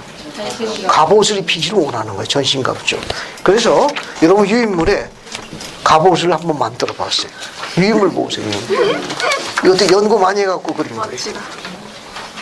자, 1번 뭐의 투구입니까? 구원의 투구. 여기 구원의 투구, 그죠? 그 밑에 보면 뭐 하시는 말씀? 계시하는 말씀, 계시의 말씀. 무슨 가슴판? 의의 가슴판. 허리는 무슨 허리? 진리로 허리를 동임. 그 그림도 일부러 밴드를 탄탄하게 매인 거예요. 압착 밴드입니다. 그것도. 자, 방패는 무슨 방패? 신앙의 방패. 검은 무슨 검? 내용의 검. 소 이제 성령의 검 하시면 돼요. 밑에 있는 신은 어떤 신? 평화의 복음의 준비의 신. 그죠? 그게 결국 이 전신갑주는 뭐냐? 장비를 이야기하는 거예요. 이런 장비를 갖춰라 그거예요. 그러니까 이 전신갑주를 다시 교리에서 20회 언급하신 이유는 뭐냐면은 영적인 이 전쟁도 전쟁과 같은지라 우리가 그 전쟁에서 이기려면 뭐가 필요해요? 당시 사도 바울이 이야기한 것처럼 갑옷을 입는 것처럼 우리도 갑옷이란 뭘 입어야 됩니까? 장비를 갖춰라 그거예요. 그래서 구원의 투구를 쓰고, 그죠? 여기 또 계시의 말씀으로 무장하고 의의 가슴판으로 가리고 신앙의 방패를 세우고 그 다음에 성령의 검을 들고 또 뭐가 있습니까? 평화의 복음의 준비 신을 싣고 전쟁에 임하라 그런 말입니다. 어떻게 갑옷 준비하고 있습니까? 그냥 하나도 준비 안 해놓고 그냥 맨몸으로 나가는 거 아니에요? 한번 나가보시죠. 싸움이 어떤가? 갑옷을 준비해야 합니다. 주목할 점, 이 갑옷은 어디서 만들어져야 되죠? 이 갑옷은 어디서 만들어져야 됩니까? 가정에서 만들어야 돼. 이 갑옷은 쇠로 만드는 거 아닙니까? 그죠? 그 거친 쇠를 부드럽게 만드는 건 누가 작업하는 거예요? 어머니가. 쇠가 크니까 그 망치를 두들겨야 되잖아요. 그거 누가 해요? 물론 엄마가 힘이 세면 엄마가 해도 돼. 네? 우리 집에 가면 엄마가 할 가능성이 높아. 이게 일반적으로 볼 적에는 해? 아버지가 거친 쇠를 망치로다 두들겨가지고 이렇게 만드는 거예요. 가족 구성원의 사이즈에 맞게끔 해야 돼요. 알겠습니까? 각자 사이즈. 이거 뭐 그냥 사이즈를 일률적으로 만들면 안 돼. 전부 105 사이즈라면 우리 집에서는 작은 아들뿐이 못 입어. 그러니까 이게 90 사이즈도 있어야 되고 80 사이즈도 만들어 놔야 돼. 알겠습니까? 이 그림을 이렇게 그린 건 이유가 있어요. 이렇게 그 거친 쇠를 사이즈에 맞게끔 투구나 방패나 가슴판 이런 걸 만든 다음에 이것이 벗겨지지 않도록 이렇게 촘촘하게 꼬매는 건 누가 하는 거예요? 엄마가 하는 거예요. 알겠습니까? 칼을 들고 이제 방패 들고 돌진해요 나가자 했더니 가슴판 떨어져. 이거 뭐야 불량품이? 엄마 이거 어떻게 된 거야? 그러면 안 돼. 그럼 상황을 이해하겠죠. 듬성듬성 꼬매놔가지고 떨어나가지 않게 촘촘하게 꼼꼼하게 그것을 꿰매고 그것을 정확하게 부착시키는 임무는 가정 안에서 어머니 하시는 일입니다. 이해하시겠어요? 이건 가정 안에서 만들어져야 되는 거예요. 그러니까 이 세상에서 제일 중요한 사람들은 아버지와 어머니예요. 그냥 아버지와 어머니가 아니라 좋은 아버지와 좋은 어머니가 필요합니다. 이 교회에서 좋은 아버지, 좋은 어머니, 좋은 자가 들어갈 적에는 영과 관련이 있는 거예요. 그러니까 우리가 행복하다는 것은 영과 밀접한 관련이 있어요. 근데 세상 학문은 영과 관련이 없어요. 만족감은 있지만 순간적입니다. 오랜 기간 동안 잠도 못 자고 먹지 못하고 그 자신과 학대 비슷한 성취를 해서 성취하죠. 근데 막상 성취하면 무덤덤해. 허무하고 더 할 게 없어. 그래가지고 엄청 심심하다니까. 근데 영어는 어때요? 안 그래. 영어는 엄청 모양시킵니다. 영어는 정반대예요. 지금까지 알지 못했던 또 다른 새로운 세상에 대해 가지고 통찰을 갖게 되니까 경험해보지 않은 사람은 이해하지 못하는. 단지 니파이는 이렇게 이야기했어요. 한 번도 밟아보지 못한 심이 높은 산에 내 영의 날개로 날아갔나니 라고 기억했을 거예요. 그래서 어떻게 표현할 게 없어가지고. 근데 세상의 성취감은 막상 그 자리에 올라가게 되면 무덤덤하고 허무맹랑하고 그렇습니다. 그게 하룻밤 자고 그만해. 한순간도 못 가. 이 영적인 거에 대해서 주목할 때 지금은 눈에 보이는 게 있죠. 근데 눈에 보이지 않는 갑옷이 있죠. 자, 지금은 눈에 보이는 갑옷을 지금 그려놨는데 눈에 보이지 않는 갑옷으로 오늘날 우리들에게 허락하신 갑옷이 있습니다. 무엇이 있습니까? 지금은 이제 눈에 보이는 구원의 두개고 여가슴판, 신앙의 방패, 검, 신발이 있는데 눈에 보이지 않는 전신갑주와 같은 갑옷이 있습니다. 의로운 자에게 허락하신 게 있어요. 성신. 성신도 있고 실제적으로 우리에게 갑옷처럼 있는 거예요. 가문. 이 교회의 특징이에요. 신권의 까먼트라고 그러면 혹은 성전 까먼트라고 하는데 통칭해서 그냥 까먼트라고 그럴게요.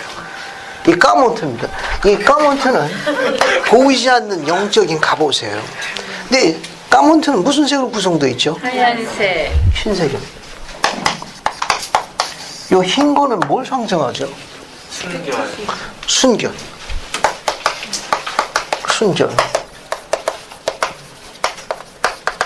하나님의 것을 상징하는 거예요. 그러니까 까몬트는 의복이기 때문에 의복도 하나님의 것에 속하는 거예요. 니파이후서 4장 16절 봅시다.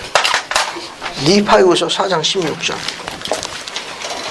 니파이후서 4장 16절 보세요. 니파이후서 4장 16절 한번 봅시다. 니파이후서 4장 16절. 그래서 소년주점의 참석 기념을 한번 크게 읽어봐요. 니파이후서 4장 16절. 보라 나의 영혼은 주의 것을 기뻐하며 나의 마음은 내가 보고 들은 바를 끊임없이 믿고 생각하라. 감사합니다. 여러분 첫 줄에 보라 나의 영혼은 주의 것을 기뻐함이라고 되어 있죠? 네. 이 주의 것 중에 뭐가 포함된다? 까만트. 의복이 포함되는 거예요. 이 까몬트는 세 가지 중요한 약속을 담고 있습니다. 이 까몬트는 세 가지 약속을 담고 있어요. 하나는 하나님과 맺은 성약을 기억하게 해줘. 기억하게 해줘. 이게 까몬트. 그래서 까몬트에는 이 맺은 성약을 기억할 수 있도록 표시와 표징이 담겨져 있습니다. 이 까몬트 안에는. 두 번째는 충실하면 신체적인 보호막 기능을 합니다. 이 까몬트는 우리를 보호해줘요. 충실하게 생활하게 되면 세상의 죄와 피로부터 보호해줄 뿐만 아니라 우리 장 이 안에 있는 모든 기능도 다 축복해 줍니다. 이거 하나님께서 말하는 최고의 의로복음 시스템이에요. 그 다음에 이건 순결한 영혼들의 의로운 덮개. 의로운 덮개입니다.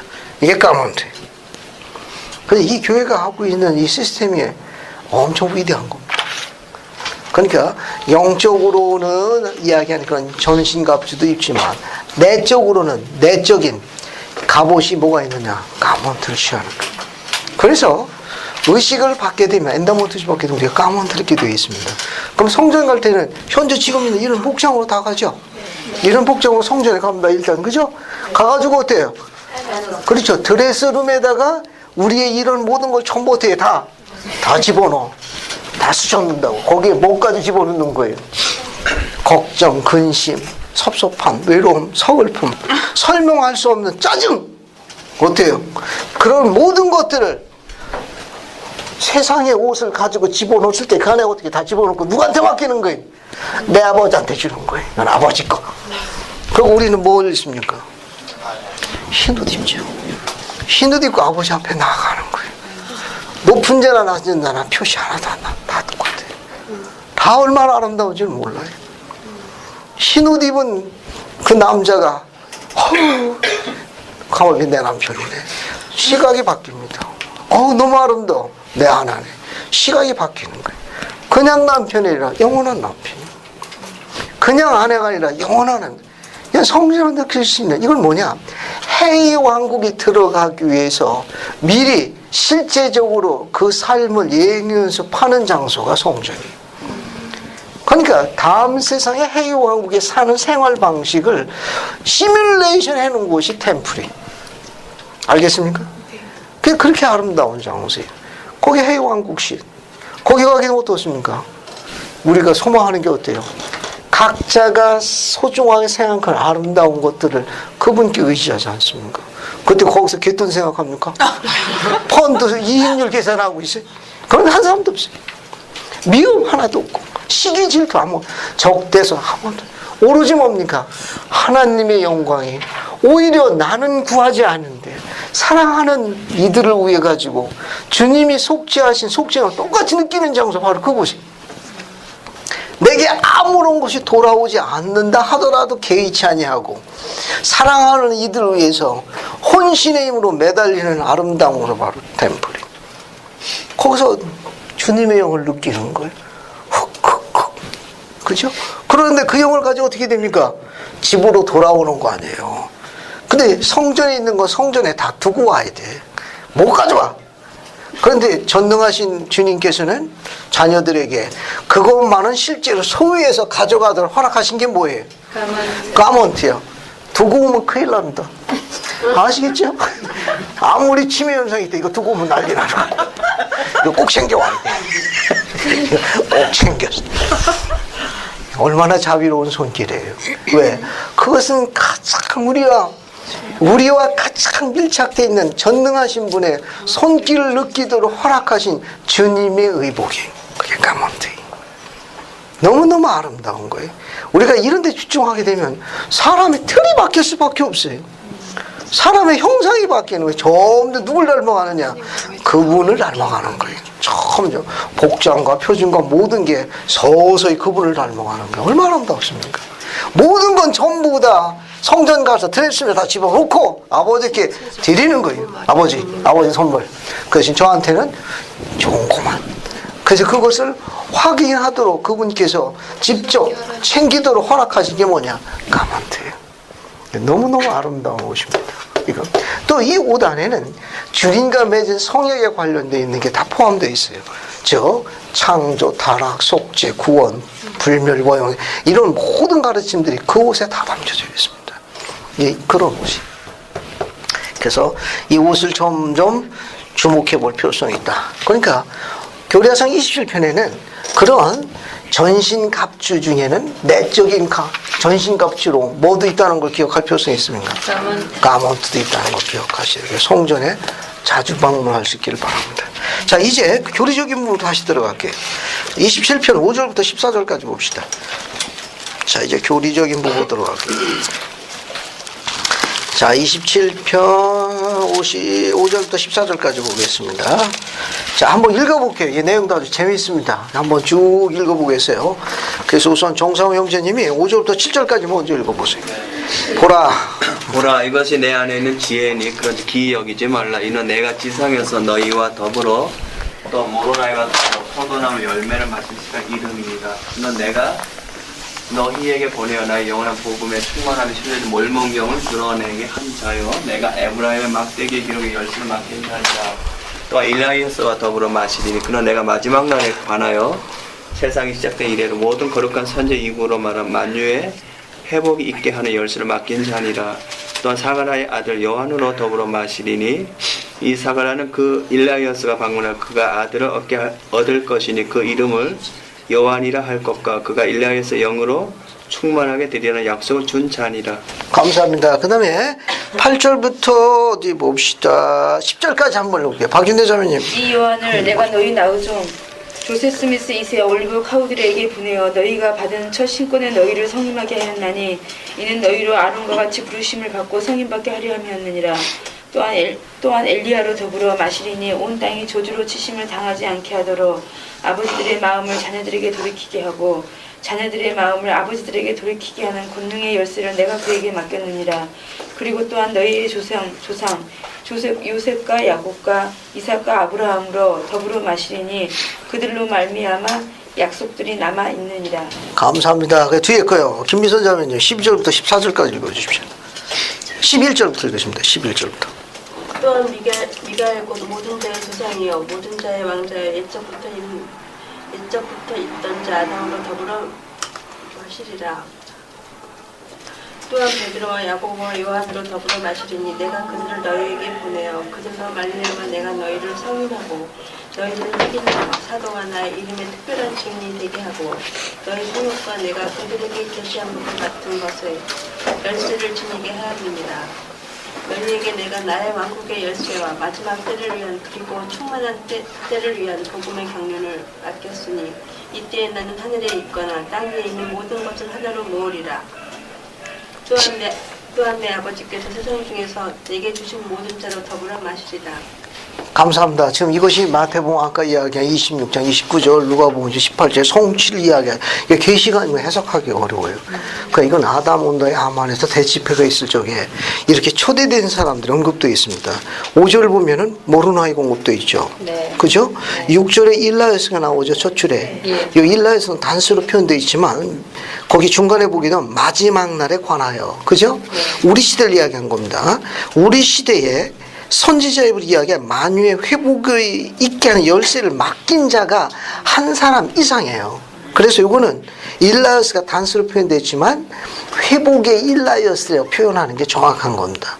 6절은 마지막 경륜 시대에 주님으로부터 권능의 열쇠를 위임받아 지상에 회복하러 온 주님의 종들이 많이 있어요.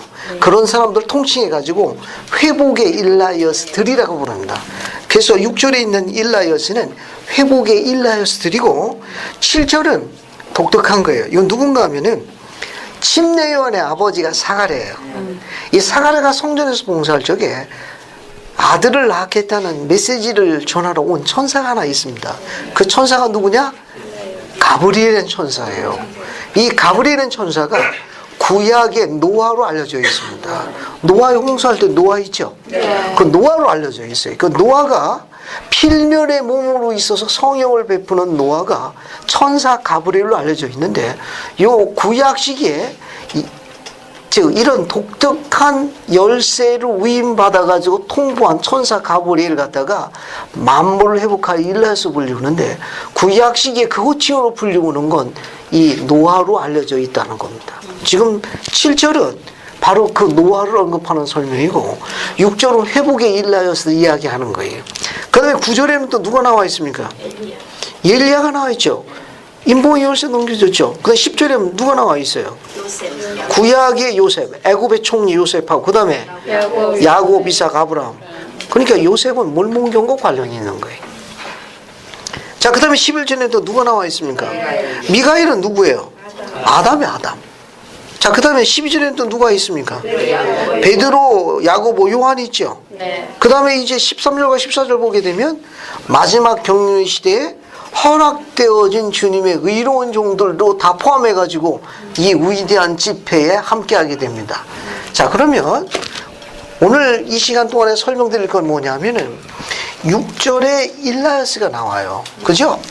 6절에 일라이어스 나오고 그 다음에 7절 보게 되면 사가랴를 방문한 즉 천사 가브리엘도 뭐라고 나와 있는가 하면은 일라이어스라고 묘사되어 있어요.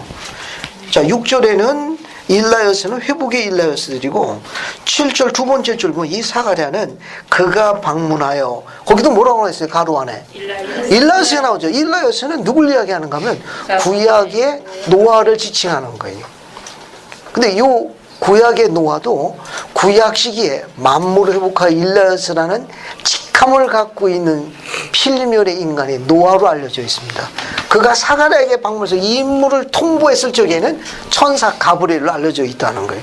그러니까 6절과 7절은 위에 거는 복수고 밑에 건 단수예요. 됐습니까? 네. 지금부터 일라에서 용법에 대해서 설명을 할 테니까 가르쳐지는 거 이 이상의 것을 더 추구하지 마세요. 오늘은 이런 게 있다라는 것만 하십시오. 아시겠습니까? 집중해서 설명 한 번만 잘 들으시면 돼요. 자, 재밌는 거예요. 이건 계시가 아니면 해석할 수가 없습니다. 자, 그러면 일라에서에 대해서 같이 나가볼게요. 일라에서는 여러 가지 용법이 있습니다. 일라에서는 여러 가지 용법이 있어요. 여러 가지 용법이. 그래서 이름도 되고 직함도 됩니다. 그래서 네임도 되고 직함이니까 타이틀이. 그래서 칭호로 사용되기도 해요. 그러면 아담 때부터 예수 그리스도까지 몇 개의 경륜의 시대로 나눕니까? 몇 개의 경륜의 시대로 나누죠? 4개의 경륜의 시대로 나눕니다. 4개. 4개의 경륜의 시대. 주님께서 오셨다가 다시 오시겠다고 한 게 뭐예요? 재림. 아시겠습니까? 여기까지는 예수 그리스도 재림 때까지 몇 개의 경륜의 시대로 나눠요? 2개로 나눕니다. 그러면 재림 뒤에는 어떤 시기가 와요? 복천년이. 그래서 지구의 종교 연대는 시기는 모두 몇 개의 경륜시로 나눈다? 7개로 나눕니다. 7개로 나눕니다. 그래서 아담 요거 한 경륜의 시대를 갖다가 계시록에서는 인이라고 그래요. 한인, 첫째인, 둘째인. 그래서 한 인은 하나님의 시간으로 환산하게 되면 인간의 시간하고 조금 달라요. 그래서 한인은 인간의 지상의 시간으로 1000년에 해당합니다. 그걸 주님의 시간으로 환산하면 하루에 해당되는 거예요. 따라서 한인이니까 아담 때부터 예수 그리스도는 구약식이에요. 이건 몇 천년이 되는 겁니까? 하나, 둘, 셋, 4개니까 4000년에 해당하는 거예요. 예수 그리스도부터 여기까지는 그의 사도들의 시기예요. 그리고 6번째는 우리 시기에 해당됩니다. 이걸 때가 찬 경륜의 시대라고 그래요. 경륜의 시대. 때가 찬 경륜의 시대에 회복의 선두주자가 누굽니까? 조셉 스미스. 그래서 그리스도부터 재림 때까지는 뭐가 돼요? 2000년이 되는 거예요. 또 복천년 뒤에는 이제 최후의 심판에 들어가는 거예요. 최후의 심판에 들어가는 거예요. 여기까지가 1000년. 모두 다 합치면 얼마가 돼요? 7000년이에요. 이거 지구 종교연대라고 그래요. 종교연대. 그러니까 오늘날 서기력하고 환산하네 안 됩니다. 왜 안 되죠? 환산하지 말라니까. 이 앞에 창조는 해왕국의 시간이 삽입되어 있습니다.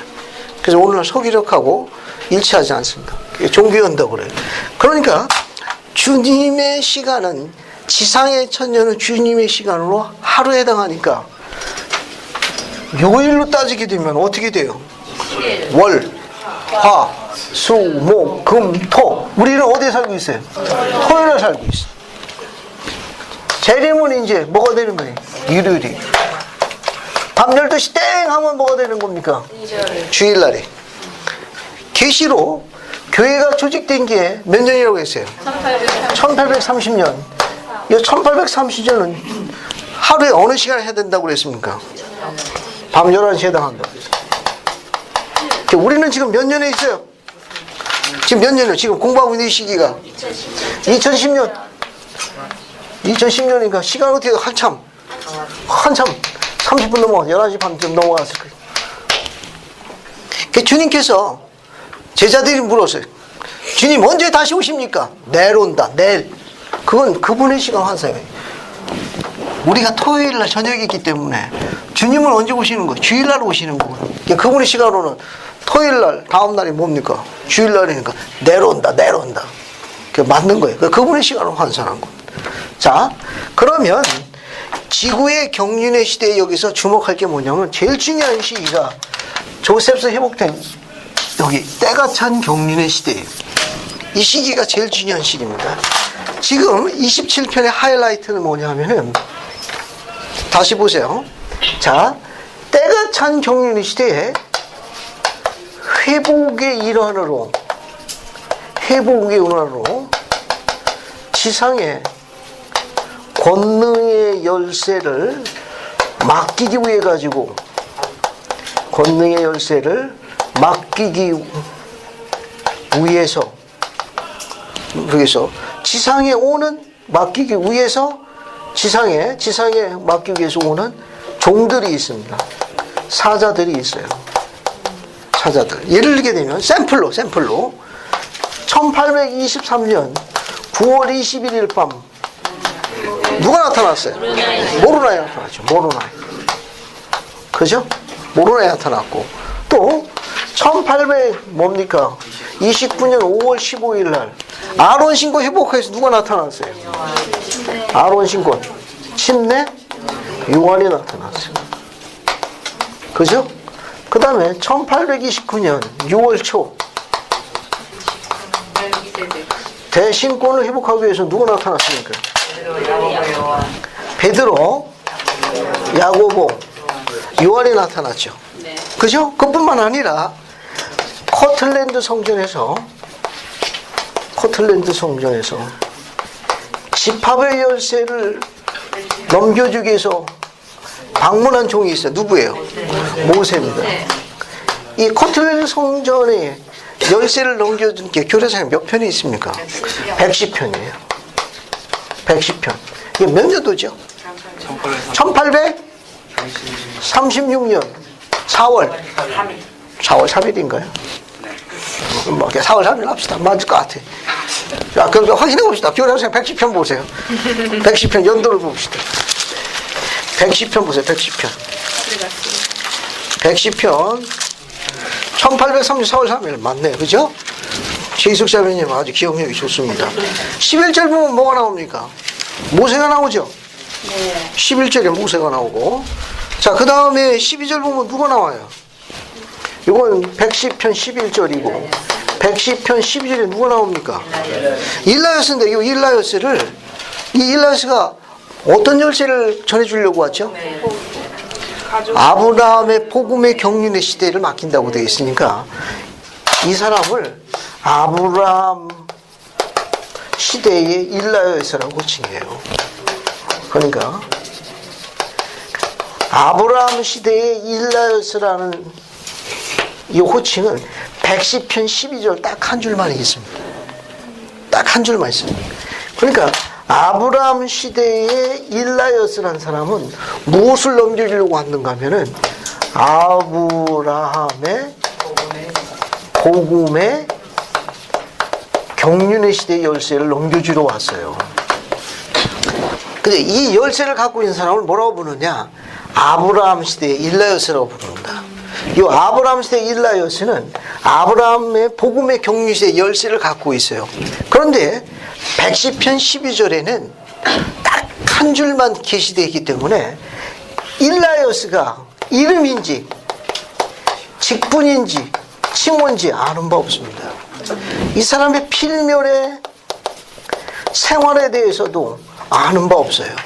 성경에 관해서 이것만 알 뿐이에요. 즉 아브라함 시대에 살았던 일라요스라는 사람이 있는데 이 사람이 아브라함의 복음의 열쇠를 갖고 있다는 것만 알고 있을 뿐이지 이 사람이 이름이 일라요스인지 아브라함이었는지 멜기세덱인지 아는 바 없다는 거예요. 현재로서는 계시가 없습니다. 딱 한 줄만 나와 있는데 이 사람이 아브라함의 복음의 열쇠를 갖고 있다는 것만 계시가 됐을 뿐이에요. 이분이 이제 코틀랜드 성전으로 와가지고 조셉에게 그 열쇠를 넘겨준 거예요. 무엇을? 아브라함의 복음의 열쇠를 넘겨준 거예요. 그러면 이 아브라함의 복음이라는 건 뭐냐 하면은 아브라함의 복음이라는 건 즉 자손이 현세나 내세에 어떻게 되는 겁니까? 끊임없이 계속 이어지는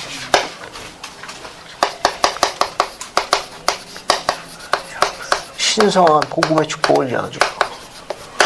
그 아브라함 복음이라는 건 현세뿐만 아니라 메세리까지 자손이 끝없이 이어지는 그러한 신성한 복음을 이야기해요.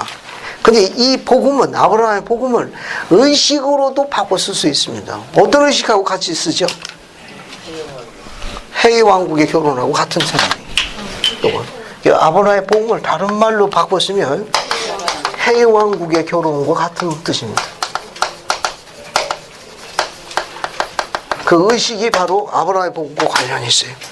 그러니까 해외 왕국의 결혼, 영원한 결혼은 아브라함의 복음의 핵입니다. 그러니까 자손이 현산에서 끊임없이 증진되는 밤하늘의 별, 바닷가의 모래, 그죠? 그 다음에 티끌보다 더 많은 자손에 대한 그 약속된 축복이 담겨져 있는 것을 아브라함의 복음이라 합니다. 그런 건 어떻게 이루어지냐? 의식을 통해서 이루어지는 거예요. 그 의식이 해외 왕국의 결혼입니다. 그럼 그렇게 나오면 뭐해? 나로부터 전부 다, 내 것으로 전부. 인봉해야 되죠. 그 인봉의 열쇠는 누가 나타난 겁니까? 거기 13절 보면 누가 나타나요? 그렇죠. 엘리야가 나타나는 거예요. 됐죠? 그래서 인봉의 열쇠를 넘겨준 거예요. 인봉의 열쇠. 그뿐만 아니라 교례서의 128편 20절 보세요. 128편 20절. 128편 20절 보세요. 128편 20절. 20절. 봤습니까? 네. 20절 세 번째 줄 보세요. 뒤로 넘어가가지고 320쪽 첫 번째 줄 봐요. 찾았어요? 네. 거기 누가 나와 있습니까? 첫 번째 줄에. 여기 모르나이 있네. 그죠? 중간 부분에 누가 나옵니까? 사스케 하나 낭두개. 미가엘. 플러스. 여기 20편. 플러스. 미가엘도 나와요. 이 미가엘은 누구라고 그랬죠? 천사장 미가엘은? 아담. 천사장 미가엘은 아담을 이야기하는 거예요. 아담. 그 다음에 여러분, 거기 밑에 보게 되면 누가 나와 있어요? 베드로, 야고보, 요한 나왔네. 21절 중간부 밑에 보면 또 누가 나와 있어요? 미가엘 나와 있고, 또 누가 나와 있어요? 가브리엘. 라파엘. 그 다음 누가 나와요? 라파엘. 그죠? 앞에 보세요. 천사 가브리엘은 필면의 몸으로 있을 때 누구라고 그랬어요? 노아로 알려져 있습니다. 알겠어요? 라파엘은 이 경전에 나와 있는 여기 라파엘은 즉 128편 21절에 여기 한 줄만 나와 있습니다. 자세한 건 몰라요. 알겠어요? 그냥 라파엘은 사람이 있다는 것만 알 뿐이에요. 자세한 건 모릅니다. 누군지는 그냥 여기 나왔기 때문에 기록이 된 거예요. 이렇게 지금 설명되어져 있는 지금 계시에서 나오는 이분들이 이름에 관계없이 전부 뭐로 온 거예요? 회복의 일환으로 지상의 열쇠를 오신 분들이에요. 그 이분들을 몽땅 회복의 일라이어스라고 부르는 거예요. 회복의 일라이어스라고 부르는 거예요. 이게 교례하성 27편 6절에 일라이어스를 설명하는 거예요. 그러니까 교례하성 20편 6절의 일라이어스는 회복의 이분들을 총칭하는 표현들. 그러니까 이름이나 직분에 관계없이 마레리 경륜의 시대에 때가천 경륜의 시대에 지상의 열쇠를 넘겨주기 위해서 권능을 위임하기 위해서 특별한 삶을 가지고 지상을 방문한 주님의 모든 종들을 사자들을 총칭해가지고 뭐라고 그래요? 회복의 일라이어스라 부르는데 그것이 27편 6절의 일라이어스라는 뜻입니다. 이분들이 또 어디에 초대되는 거예요? 아담 온다의 아마 대집회 초대해서 드디어 충실한 성도들에 의해서 준비된 포도주를 드시는 분들이에요. 그 밖에 다른 분들도 있겠지만 지금 계시에는 그렇게 나와 있다는 거. 또 하나 보세요. 이제 아담 때부터 예수 그리스도까지 볼 적에 4개의 경륜 시대에 대표적인 건 계시록에는 첫 번째 경륜은 에녹의 시대로 알려져 있어요. 에녹의. 두 번째는 노아의 시대로 알려져 있습니다. 세 번째 시대는 아브라함부터 시작해가지고 그 다음에 모세, 그 다음에 요셉 이렇게 이어져요. 그 다음에 네 번째 경륜 시대는 계시록에는 다윗 시대로 알려져 있습니다. 다섯 번째는 예수 그리스도와 그의 사도들 여섯 번째 경륜의 시대는 때가 찬 경륜의 시대로서 조셉 스미스가 선두주자로 알려져 있어요. 그러고 난 다음에 이제 뭐가 됩니까? 재림이 시작되면 복천리에 들어가는 게 지구의 종교 연대 일곱 경륜의 시대입니다. 그리고 여기 조셉이 여기 누가 있는가 하면은 열왕 시대에 엘리야가 포함돼요. 또 그리스도 앞에 누가 있는가 하면 길 닦은 사람이 있어요. 침례 요한입니다. 그분의 사도 중에 할 일을 더 하시겠다고 끝까지 버틴 분이 한 분 있습니다. 그게 계시자 요한이에요. 계시자 요한이 있어요. 그래서 이렇게 경륜의 시대로 볼 적에 구약의 노아입니다. 이 구약의 노아는 나중에 침례 요한의 출생을 사가랴에게 회복시키는 중요한 열쇠를 갖고 있어요. 이 노아가. 그래서 이 노아를 갖다가 구약 시기에 만물을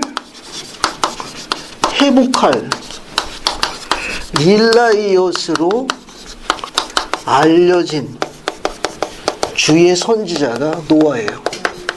노아입니다. 이것이 신약의 사가랴를 방문한 천사 가브리엘입니다. 천사 가브리엘. 그러니까 구약 시기에 만물을 회복할 일라이엇이라는 독특한 직감을 갖고 있는 사람은 저번 한 사람이에요. 필면의 몸으로는 노아로 알려져 있고 성욕을 베풀 적에는 뭘로 알려졌느냐? 만물을 회복할 일라이엇의 직분의 기능을 수행했지만 천사 가브리엘로 알려져 있습니다.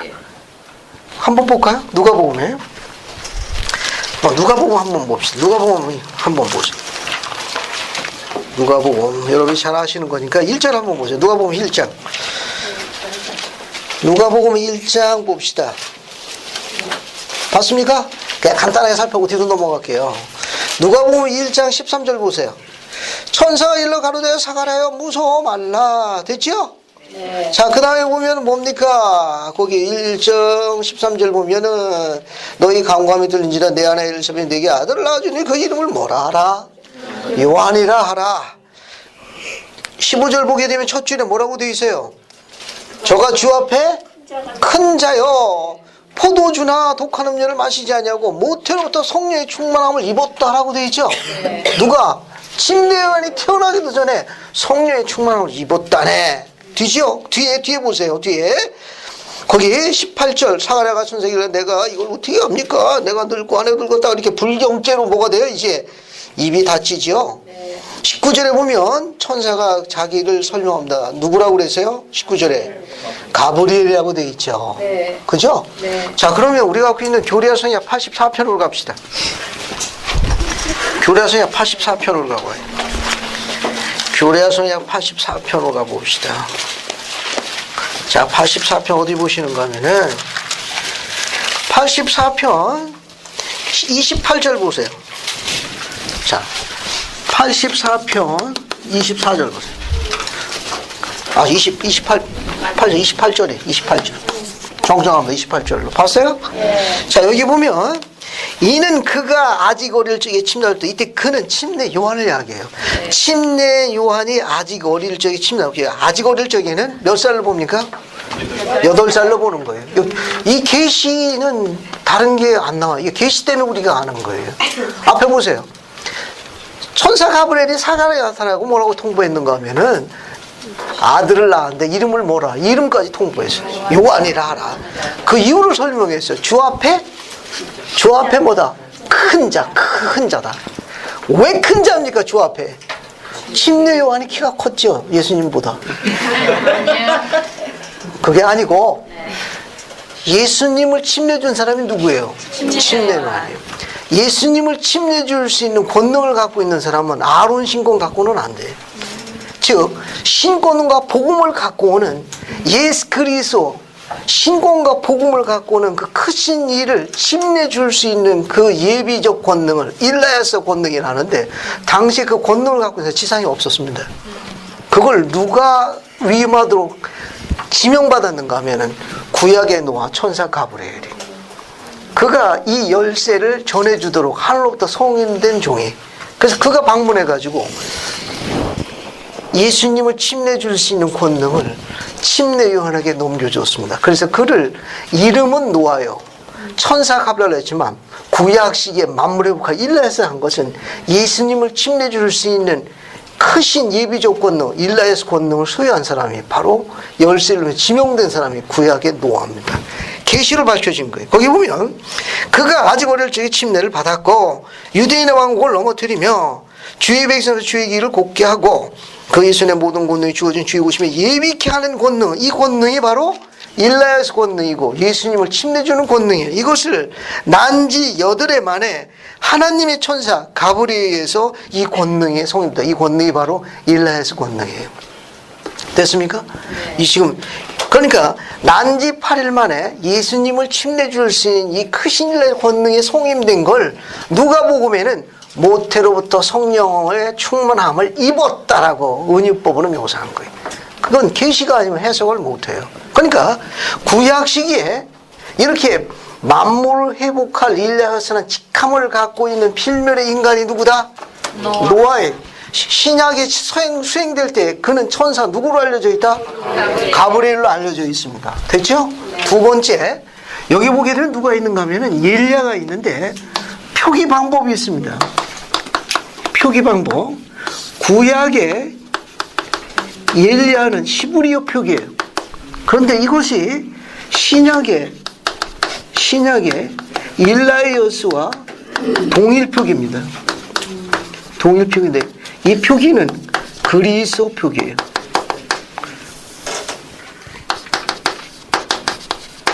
표기 방법상으로 해요. 그러니까 신약 전서에는 일라이어스로 되어 있어요. 여기 나와 영어로 일라이어스는 이거는 그리스어 표기 방법이에요. 그런데 이 일라이어스를 몽땅 엘리야로 다 번역해 놨습니다. 그런데 구약의 인봉에 관련되어져 있는 선지자 엘리야의 경우에는 엘리야로 번역해야 맞아요. 그런데 당시 이 번역하는 당시에는 일라이어스 교리를 아는 사람이 없었어요. 그래서 아는 거라고 누가 있느냐? 엘리야뿐이 몰라. 그래서 몽땅 엘리야로 다 번역해 놨어요. 그러니까 그 일라이어스는 구약의 선지자 엘리야를 지명하는 경우도 있고 또 일라이어스라는 직분을 갖고 있는 선지자를 설명하는 표현도 두 개가 있는데 몽땅 전부 일라이어스로 다 번역해놨어요. 저 엘리야로 다 번역했어요. 엘리야. 표기 방법에 이런 게 있다는 거. 그렇게만 이해하시면 돼요. 중요한 게 몇 가지가 있습니다. 몇 가지가 있는가 하면은 여기 침례 요한하고 예수 그리스도가 있죠. 침례 요한. 예수님께서 성령을 베푸는 시기, 즉 예수님이 성령을 베푸시는 시기를 무슨 시대라고 그래요? 신약 시대. 절정의 시대래. 알겠습니까? 맞은 걸로 할게요. 자, 우리가 갖고 있는 교리적 용어로 절정의 시대라는 단어가 나와요. 머리디언 디스펜션이라고 하죠. 머리디언 한 중간에 그런 뜻이에요. 이게 경륜 시대 볼 때는 한 중간에 해당되는데 속자로 구주가 웃긴 이 시기를 하이 포인트라고 그래요. 하이 포인트. 그래서 절정이라고 번역한 거예요. 그러니까 절정은 예수님께서 직접 성령을 베푼 시기를 절정의 시대라고 그래요. 절정의 시대에 일라이어스로 불리운 부분이 딱 두 분이 있습니다. 절정의 시대에 불리우는 일라이어스가 두 분이 있어요. 이렇게. 일라이어스는 일라이어스인데 구분이 됩니다. 즉 침례 요한은 예수님을 뭐 했습니까? 준비했죠. 그래서 준비의 일라이어스는 침례 요한을 지칭하는 거예요. 그래서 절정시대에 일라이어스가 두 분이 있습니다. 준비, 예비에 관련된 일을 하는 일라이어스 용법은 전부 침례 요한을 지칭하는 거예요. 그런데 예수님은 가져온 게 두 개를 갖고 왔어요. 하나는 대신권을 갖고 오고 다른 하나는 복음을 갖고 왔어요. 여기까지는 모세율법이. 대신권과 복음을 갖고 왔기 때문에 예수 그리스도를 만물을 회복할 일라에서 부르는데 꼭 꼭 예수님에게만 사용해요. 얘만 사용.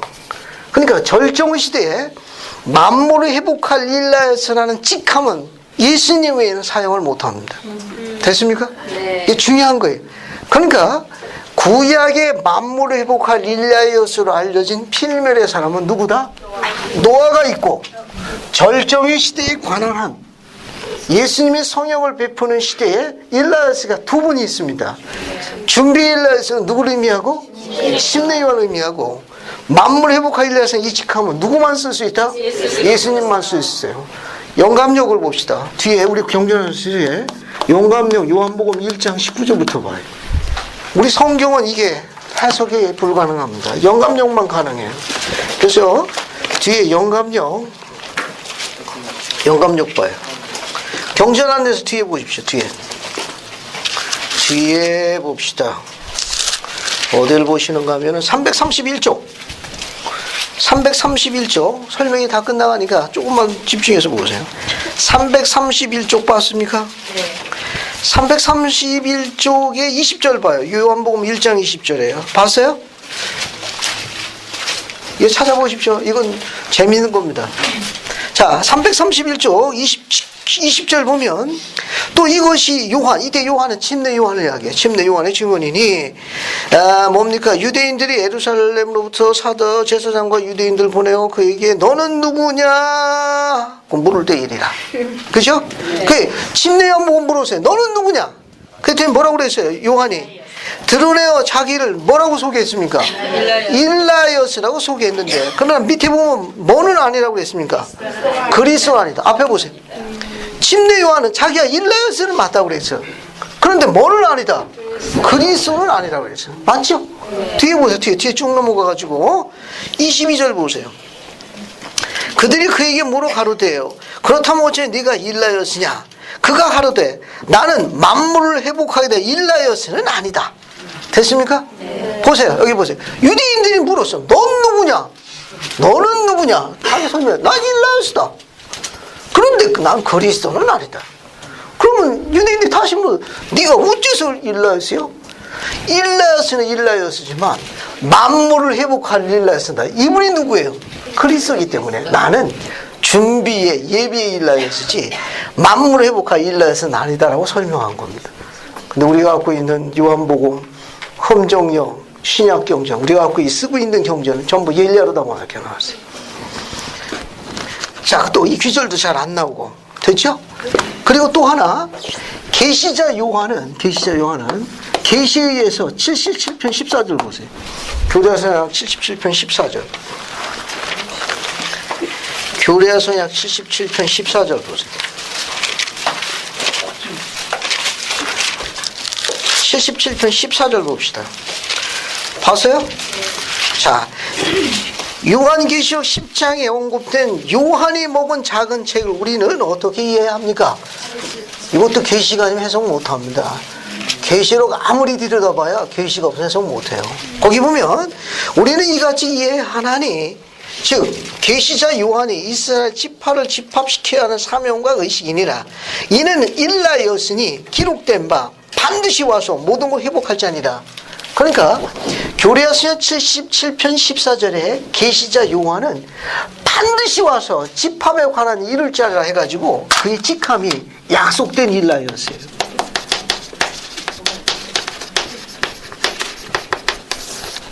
많은 일라이엇 중에 계시에 의해서 약속된 일라이엇이라는 직함을 쓸 수 있는 사람은 단 한 사람, 누구다? 계시자 요한뿐이 없어요. 됐죠?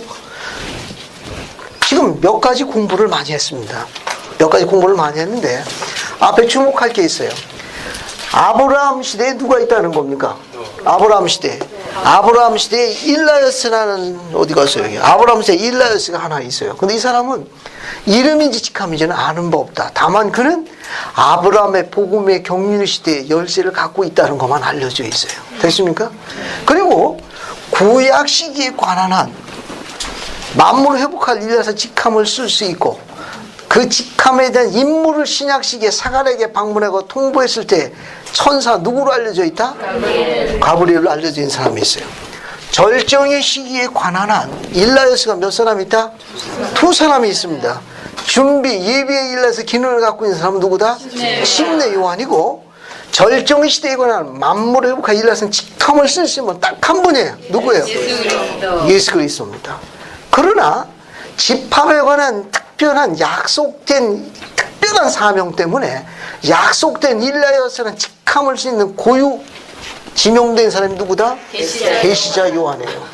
그 외에 마지막 경륜 시대에 1823년 90반부터 회복에 일어나는 이 수많은 종들, 이름이나 직함에 관계없이 회복에 일어나로 열쇠를나 사명을 세운 모든 종들을 통칭해서 뭐라고 그래요? 회복의 일라이오스. 이게 27편 6절의 일라이오스고, 여기 나와 있는 구약에 나와 있는 노아에 관계되는 건 27편 7절의 설명이에요. 경전한 넷에 하나만 더 봅시다. 뒤에 보면 일라이오스라는 용법 설명이 있어요. 경전한 넷은 뭐예요? 일라이오스 찾아봐요. 일라이오스. 경전한 넷에서 일라이오스를 찾아봐요. 설명 다 끝났습니다. 경전한 넷에 일라이오스 보십시오. 243쪽.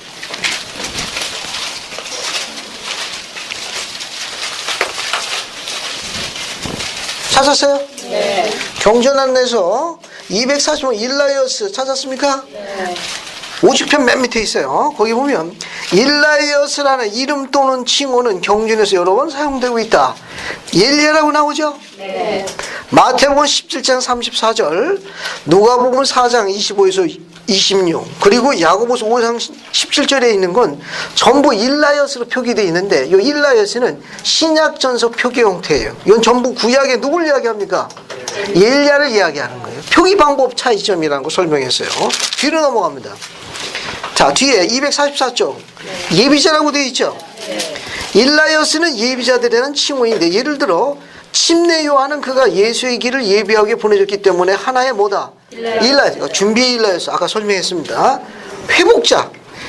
일라이오스라는 칭호 또는 계시자 요한 보면 교리학서에 70편 14절 나오죠? 이 계시자 요한은 어떤 직함을 갖고 있다? 여기 약속된 일라이오스로 불리는 거 됐어요?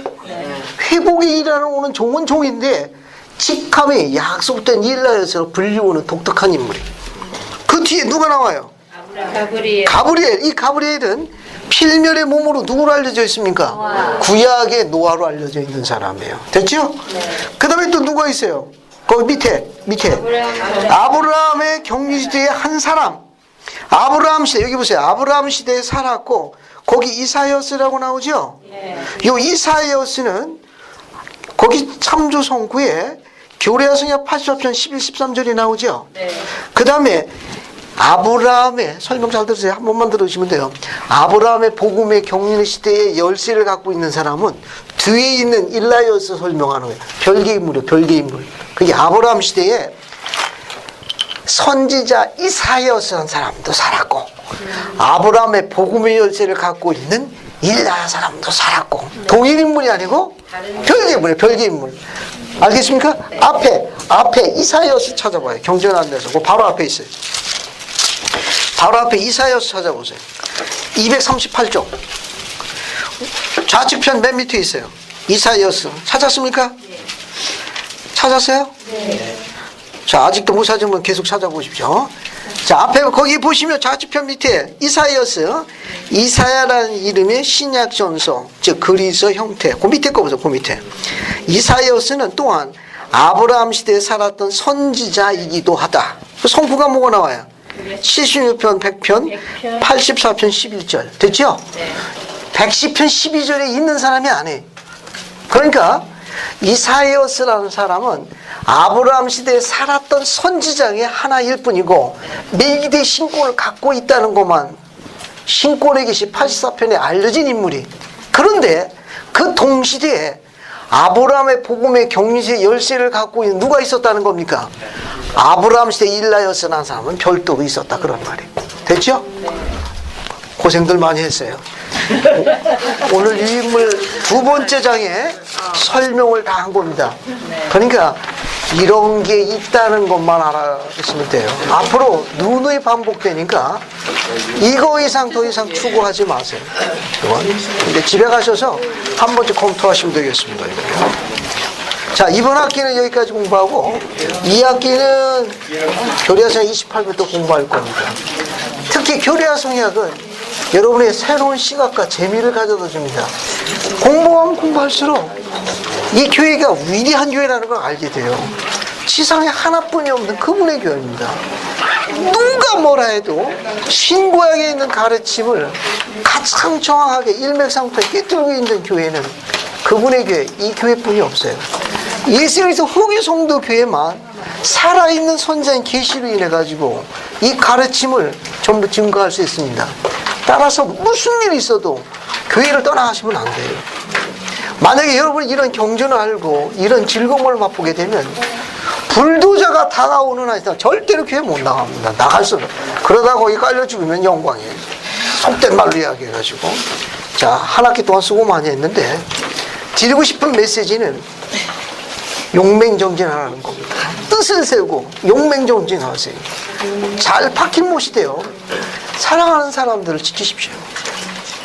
태풍이 불든 벼락이 치든 홍수가 나든 산천조지는 천지민이 울더라도 뭐 화산이 폭발하고 뭐 쓰나미 오더라도 잘 박힌 못을 박혀가지고 사랑하는 아내와 여러분의 사랑하는 자녀들, 미래의 여러분의 아내와 자녀들을 잘 걸 수 있게 기대합니다. 기뻐하고 또 즐거워할 일이 아무것도 없는 삶이지만 그럼에도 불구하고 원기왕성에게 용맹정진하는 성도가 돼서 사역하는 그런 성도들을 본다는 건 축복. 그 일을 여러분이 수행해야 돼요.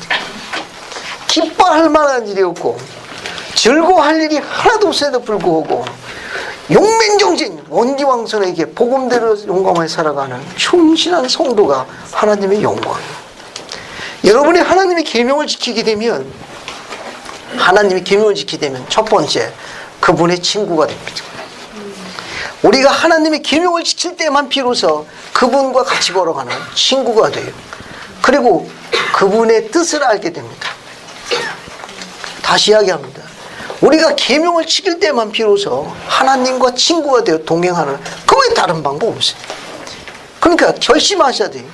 복음대로 용감하게 서야 돼. 용맹정진하는 이유는 가장 위대한 약속, 하나님이 너와 함께 된 약속을 리멤버하게 되는 거예요. 그 약속을 항상 기억해. 복음 가운데 생활 안 하니까 그 약속을 잊어버리는 거예요. 기억을 못하는 거예요. 없어도 지낼 만한 거예요. 그냥 살 만한 겁니다. 결코 행복하지 않습니다. 내가 너와 함께 한다는 약속은 계명을 지킬 때 오는 거예요. 또 계명을 지킴으로써 그분의 뜻을 압니다. 그리고 결론적으로 이야기하면 그러므로 해서 우리가 그분의 열매로 그분이 들어올리시는 거예요. 나중에 그분이 이게 내 열매다고 온 세상에 드러내놓을 그날과 그 시가 올 때까지는 절대 움직이시면 안 돼요. 복음 가운데 생활하고 계명 가운데 생활해가지고 그분의 친구로 동행하는 약속을 감춰두셨습니다. 그분의 뜻을 통찰력으로 알게 돼요. 맨 마지막 축복은 그분의 열매입니다. 그분이 강주리에 그분의 열매로 찐이 담아가지고 세상에 드러내놓을 때가 올 거예요. 살면 살수록 좋습니다. 그냥 보기만 해도 좋아. 그렇게 살고 싶은 생각 없습니까? 우린 그렇게 살도록 원하는 백성들입니다.